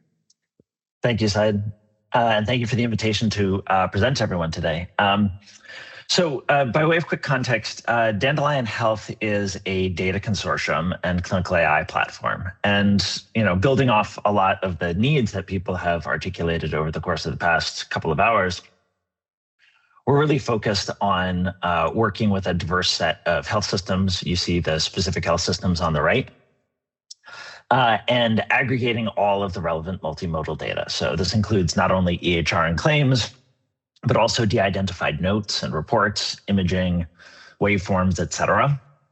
So basically working with all of the available clinical information systems within a large integrated delivery network, and de-identifying and centralizing all of that data to be used for clinical AI evaluation and development. Collectively, the health systems that you see there represent about 73 hospitals and 15 million patients.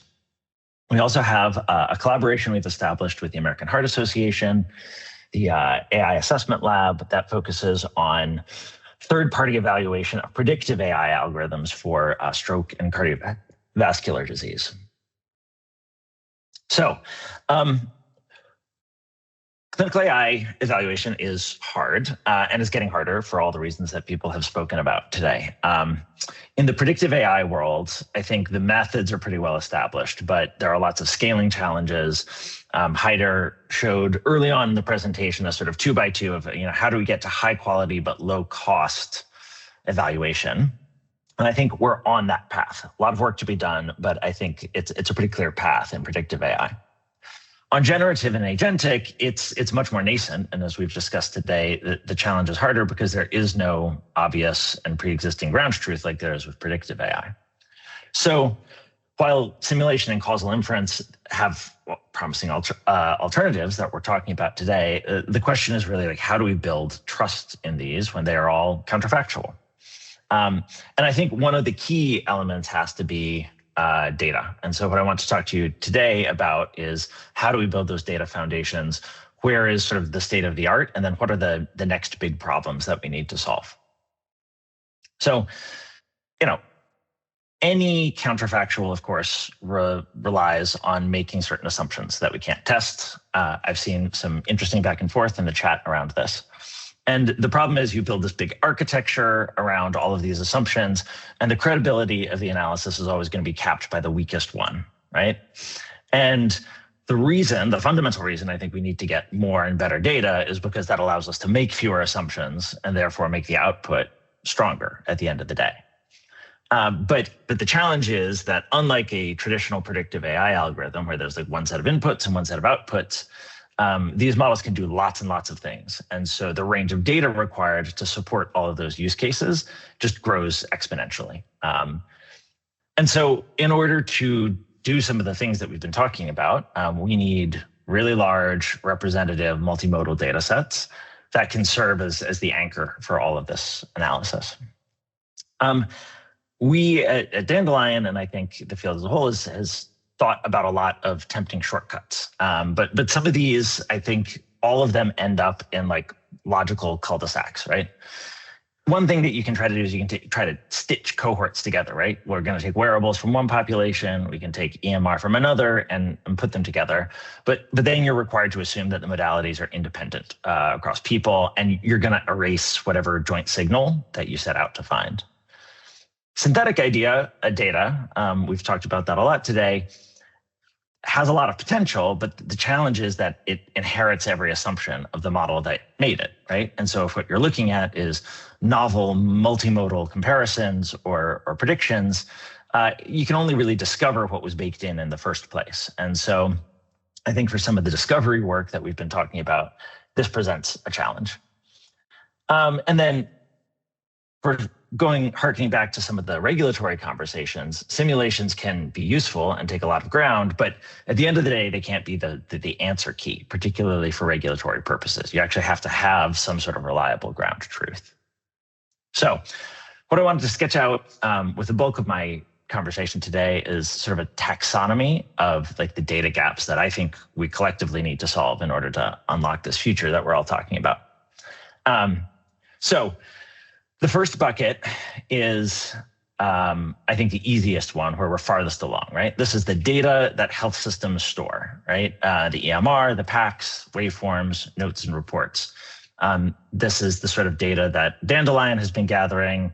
A lot of the folks at Stanford, as they said, have assembled all of this data as well, right? And there are challenges here, right? The identification is hard. Governance, harmonization, it's all sort of annoying and costly and slow, but it is fundamentally solvable. The next bucket then is there's all of this data that health systems generate, but currently discard, right? So with inpatient telemetry, for example, most hospital systems will delete it after 5 days.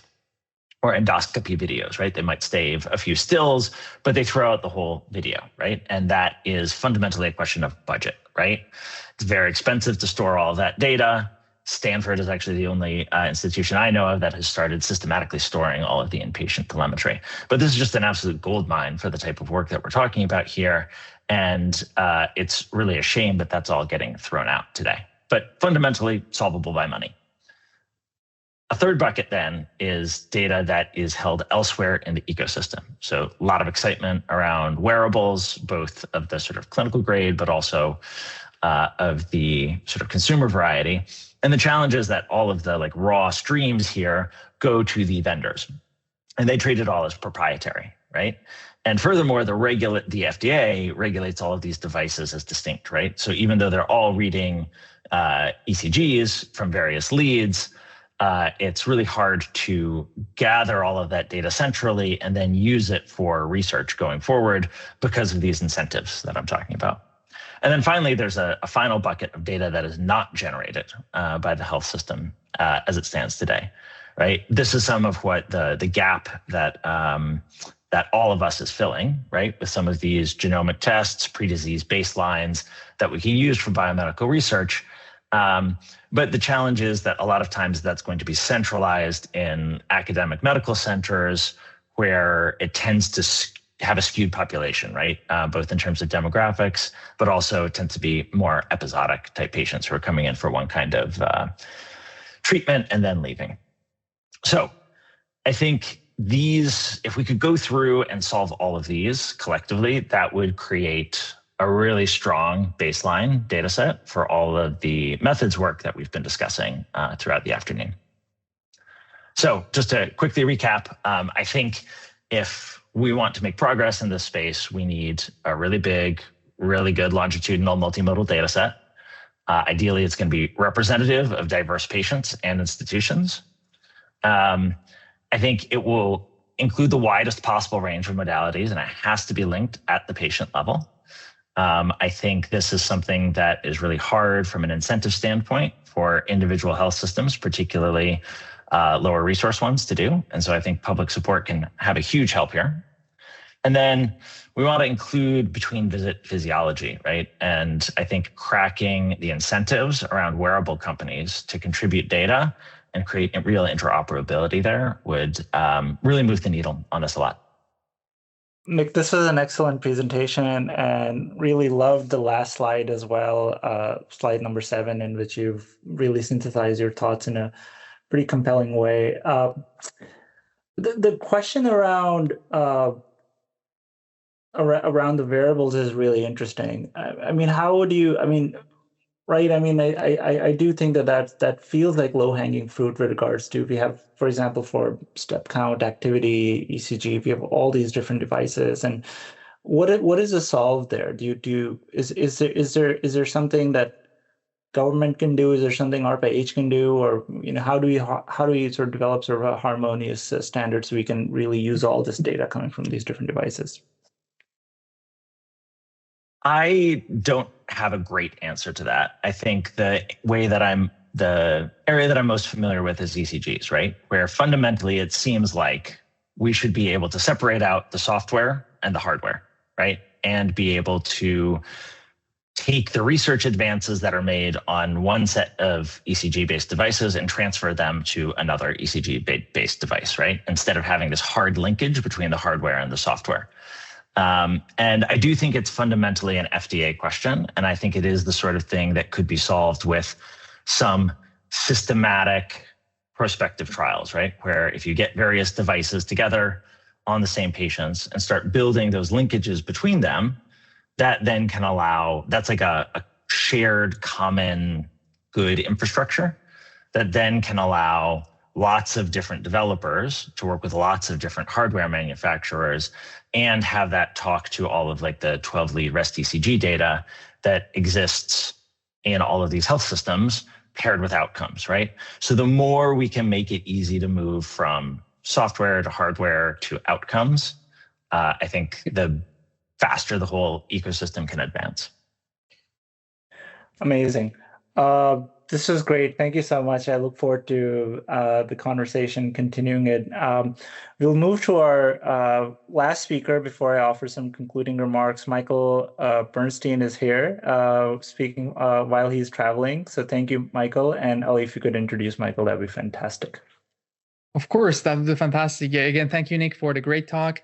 We have actually talked a lot like today about like simulating the biology, like the patient, even the clinical environment, the synthetic data and all of like these things. But the last question I want to actually answer is that can we simulate the humans in the loop themselves? And with that, it's a pleasure to actually introduce Professor Bernstein, who is the professor of computer science at Stanford and also a senior fellow at Stanford HAI, also a co-founder at Simile. And his research is on generative agents with a viral work on the small wheel that has become actually, to be fair, quite fundamental in how people actually think about AI simulation of human behavior. And as Haider mentioned, he's actually also joining us while on technically quote unquote on vacation. So we appreciate that. Thank you. Thank you, Michael. We try. This is where we learned that I'm not very good at vacation.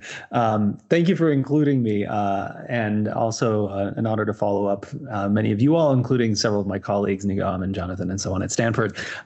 So yeah, I would like to share a bit about behavioral simulation, and in particular, our work starting at Stanford and now continuing at a company called Simile that I'm a co-founder at on understanding and predicting human behavior with modern AI.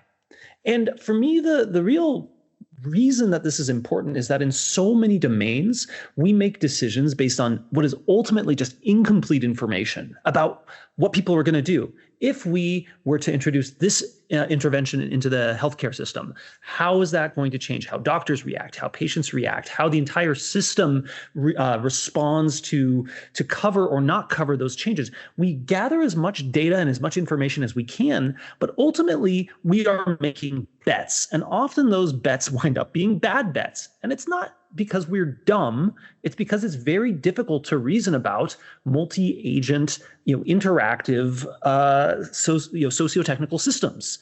And I think that this results in us, making many decisions that we later regret. And again, this isn't even new. What I'm showing here is a citation from the sociologist Robert Merton in 1906, talking about how hard this was. And for me, the technical question that I think is interesting is whether it's possible to create a sort of a what-if machine, right? Something that would allow you to ask, when we think about human behavior, what might happen if I did this? Or if this were to succeed or to fail, why would that happen? Or if we were to, in a more micro level, make this kind of intervention, how might people react? And this kind of boils down to a design, a technical, and a measurement question around whether it's possible to create AI agents that can replicate human behavior to empower that kind of a what-if machine. And starting a few years ago, colleagues and I started noticing, collaborators and I started noticing that, well, actually, in addition to many of the other things that AIs have gotten better at, they've really quite literally read the textbook on human behavior, psychology and philosophy or law, economics, whatever, medicine, like it knows a lot about human behavior. And so if you, initially what we started doing was prompting these models, given a person in a situation, and ask it how that person would behave in that situation. And by changing the set of people and the situations that we provide into this world, we can sort of simulate an entire group. We can then allow them to interact with each other and embed them in an environment. And if we embed them to an environment, we can see how these sort of societal level outcomes start to shift. This is what we started doing in the work that you kindly already mentioned, where we were creating what we call generative agents. This is a town called Smallville where each of the little video game characters in it is an AI agent that has been instructed to basically behave as a particular person. And I'll say much more about how we do this and what it means. But essentially what it allows us to start doing is create these counterfactuals, these what ifs, and say, well, what if this happened? How might the individual or the town respond? And given the healthcare implications, I thought I would call out that CVS and others are now using these kinds of technologies as they reason about care experiences. And this is not just because it's a new tool; it's because it allows them to ask questions they couldn't otherwise have asked. And while I won't go a ton into the details, I think it's important to register that there's a lot of sort of technical, architectural contributions that need to be made in order for this to really work. These agents need to be able to remember what happens in the simulation. They need to be able to build plans and react as the environment changes. They need to be able to shift their perspectives on things as the simulation unrolls, and so on. But if you can do this, you do start to see some compelling individual and collective level behavior. So at the individual level, we can take someone here like John Lynn. He's a pharmacy shopkeeper. And without telling the model exactly what he should be doing, this agent will wake up, start brushing their teeth, take a shower, talk to his family, get ready for work. I kid you not, check his email, which is a little too rude, and then go to work. And they do this by interacting with the environment. But also with each other. So, John will say hi to his son in the morning when he sees him. He'll say, "What are you up to?" His son will say, "Oh yeah, I'm getting ready for class. I'm a music theory student." And John learns this information and needs to remember it because a little bit later, his wife is going to come in and say, "Where's your son?" And he needs to be able to share that information with her, which she then now knows, and information can diffuse through the society. And in one of the examples of this that was interesting to us, we started this simulation by encouraging one of these. We sort of initialized one of the agents with a memory that she was interested in planning a Valentine's Day party. And there are a lot of reasons why this might not work, right? There's nothing about the architecture that I'm talking about as a party planning module. And there's a lot of reasons why a party might not actually happen. They need to get the word out. People have to remember to show up. And yet we start to see familiar social dynamics play out in this town where Isabella tells other agents who tell other agents. In fact, by the time of the party, about half the town had heard about it. So of the 25 agents in the town, 12 of them had heard about the Valentine's Day party. 5 showed up. 3 others said that they were busy, and 4 said, "Oh yeah, I might show up," but ultimately didn't come. So is this an accurate simulation of human behavior? Well, it seems broadly plausible, at least. Let me put a pin in that accuracy question for just a moment. But as we talk about healthcare implications, folks who are not us have taken this general architecture and replicated it to test all sorts of theories. Here's one where they, in the middle of the simulation, some of the agents start hearing over the radio the emergence of a new H1N1 epidemic sweeping through, and watching the ways in which this makes no one shows up to the party. Whereas if they hear an equivalent intervention where it's about diabetes, something non-infectious instead, the party happens as usual. Maybe it changes what they eat. And this is very interesting. But I want to lean into the thesis here was that we were creating AI agents that replicate human behavior. And like, what does it mean to replicate human behavior? Because, how would you even know if you're accurate? Well, let's say that you were trying to simulate me. There are a few different ways you could do it. One would be to feed these agents with demographics. Here's a demographic version of me. You can see, this is very readily available. On the right is another one that's more like a persona version of me. It has a little bit more attitude to it, narratively descriptive, and so on. The problem is when you do these kinds of things, both of these approaches produce some very simplified and stereotyped behaviors. So, Michael's a professor. Okay, so he's going to wear, a sweater with elbow patches or something like this. It is not enough for the models to imagine the sort of full robustness of these individuals, and you get the model sort of having just collapse onto a small number of options that don't represent the diversity of human behavior.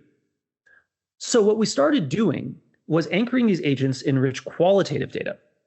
This is, we started out with what were 2-hour interviews, now much shorter, where people would literally tell us, tell me the story of your life. We would then take that 2-hour interview that was run with an AI, and we'd use that to construct a generative agent, like a digital twin of that same person. And this is a useful methodology because it lets us really nail down the accuracy, because we can then take the actual person and give them a bevy of different measurement constructs. The general social survey from sociology, behavioral economic games from economics, the big five from psychology, and so on, and see how well, how does the person respond? How does the agent equivalent of them respond? And then how similar are they? Does the agent, a digital twin of that person, do the same thing as the actual person did? So we had 1,000 people around the US do these AI-guided interviews that we designed. And while I've anonymized many of the details that you can see here, you can see a sort of a voice-to-voice interview, so very almost like over a phone. And people will tell you quite a bit about their lives if they don't have to type it into a survey. And you can see that you're getting all sorts of information shared here about people's life trajectories, about their ambivalence toward political representation, their jobs, their budgets. And we then take this and integrate it into our language model and now measure how accurately we can replicate. Now, there's one more piece of information that's really important here to recognize. We have to adjust for self-consistency. Gary King likes to talk about, survey instability. This is something where if you give me the same survey twice separated by some period of time, I will not answer exactly the same way. So we actually have to adjust for this. So we have everyone produce our dependent measures twice separated by 2 weeks. And then now a score of 1.0 or 100% means the agent replicates the person as well as the person replicates themselves. So 100%, we can replicate them as well as they replicate themselves 2 weeks later. So if you were going to guess randomly, you can replicate people about a third as well as they replicate themselves. If you were to use these demographics and personas, you can replicate people about 70% as well as they replicate themselves 2 weeks later. And using this approach that I was describing, we can replicate people about 85% as well as they replicate themselves 2 weeks later. 85% as well as they do. And this is not just across the general social survey. We see broadly similar kinds of activities and results across the big five, behavioral economic games, and so on. And my colleague, Rob Willer here at Stanford, has taken this and pushed it even further, trying to predict the effects of treatment effects of experiments, finding that they could predict the treatment effects of online survey experiments with a correlation coefficient of between 0.85 and 0.9. And I think that this is really interesting because this suggests that you can start sort of pre-flighting a number of your different kinds of questions before needing to take them to the field. And, there are risks here I think we need to acknowledge. How do we know if it's accurate? What if it's not? What if the simulation, as you can see here, this was one that someone tried to run themselves, not through Simile, I'll say, but you can see how the simulation on the right does not quite match the thing on the left.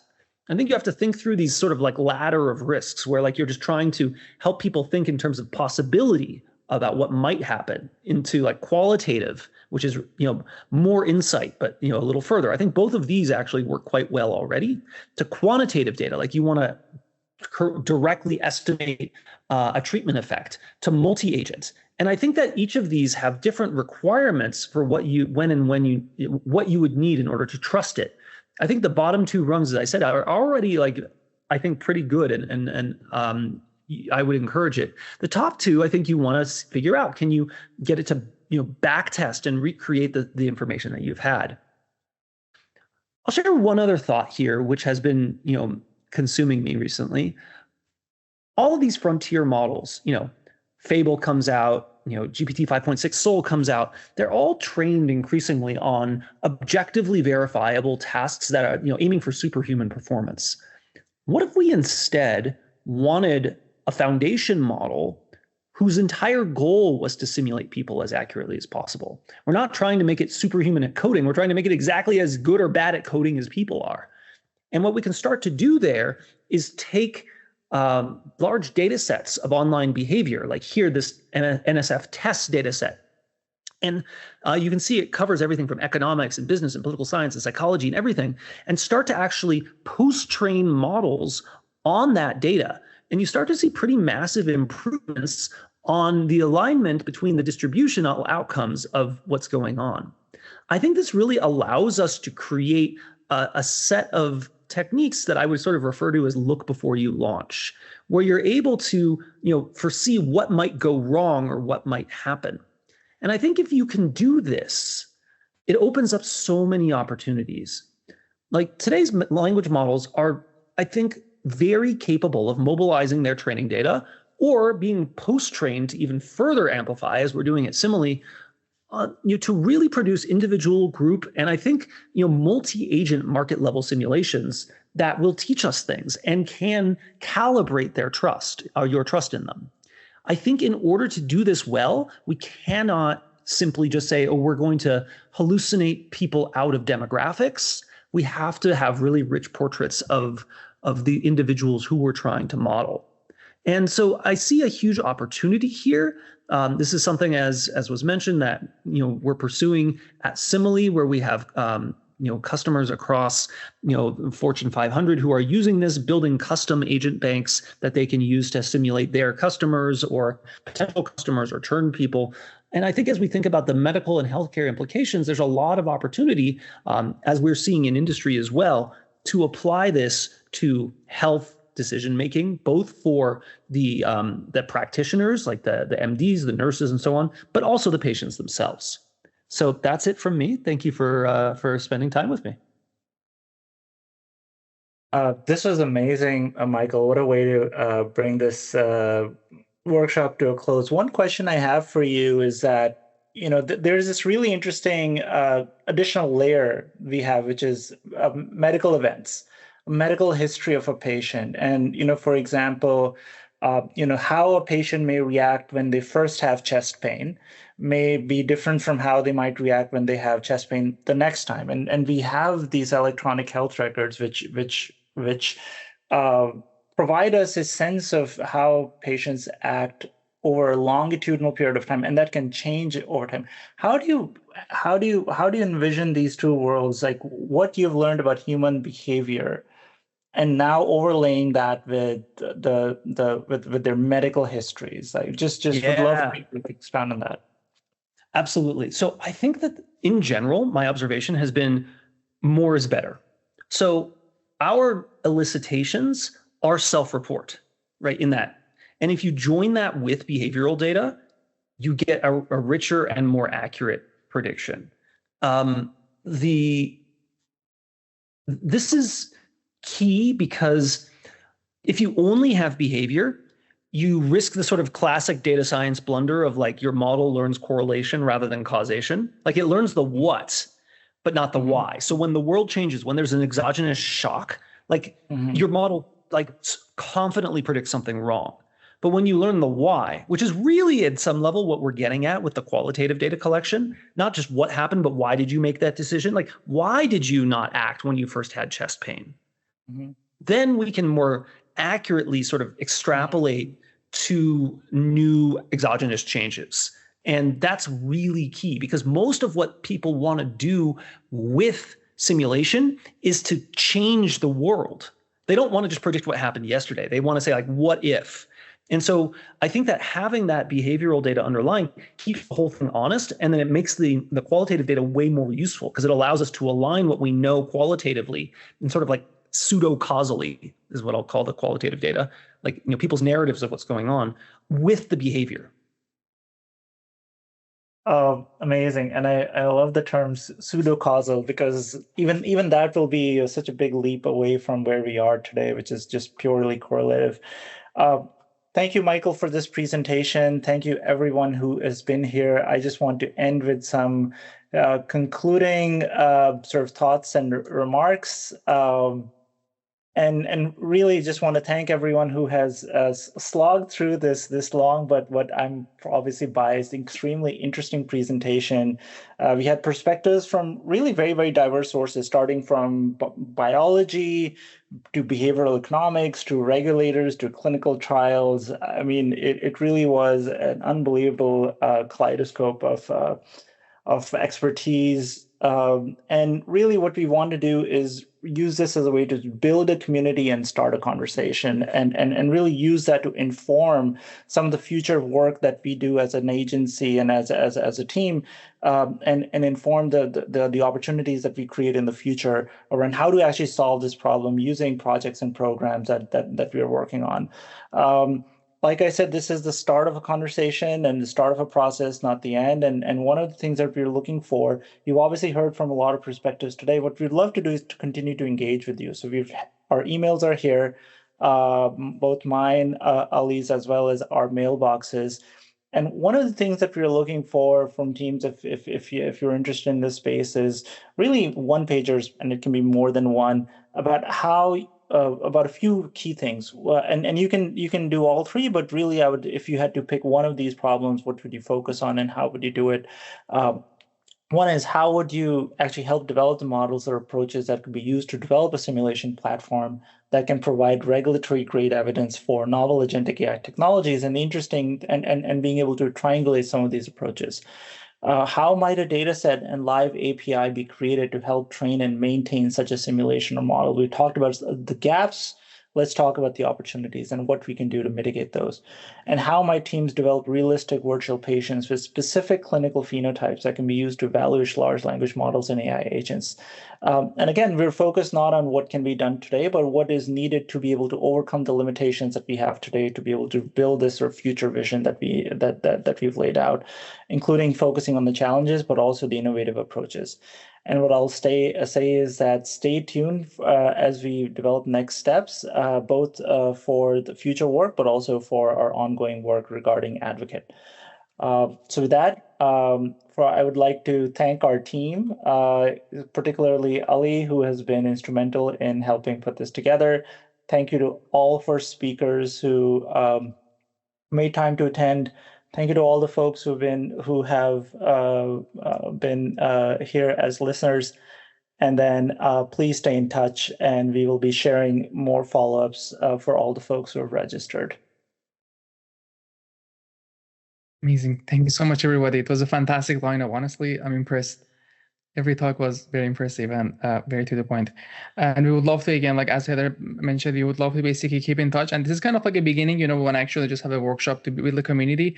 But this is a very important problem that we have been actually thinking about for quite some time, at least from our side. And we would love to basically engage and like think about how we can actually like build something around that can actually solve that problem. Again, thank you everybody for your time. It was a fantastic workshop today.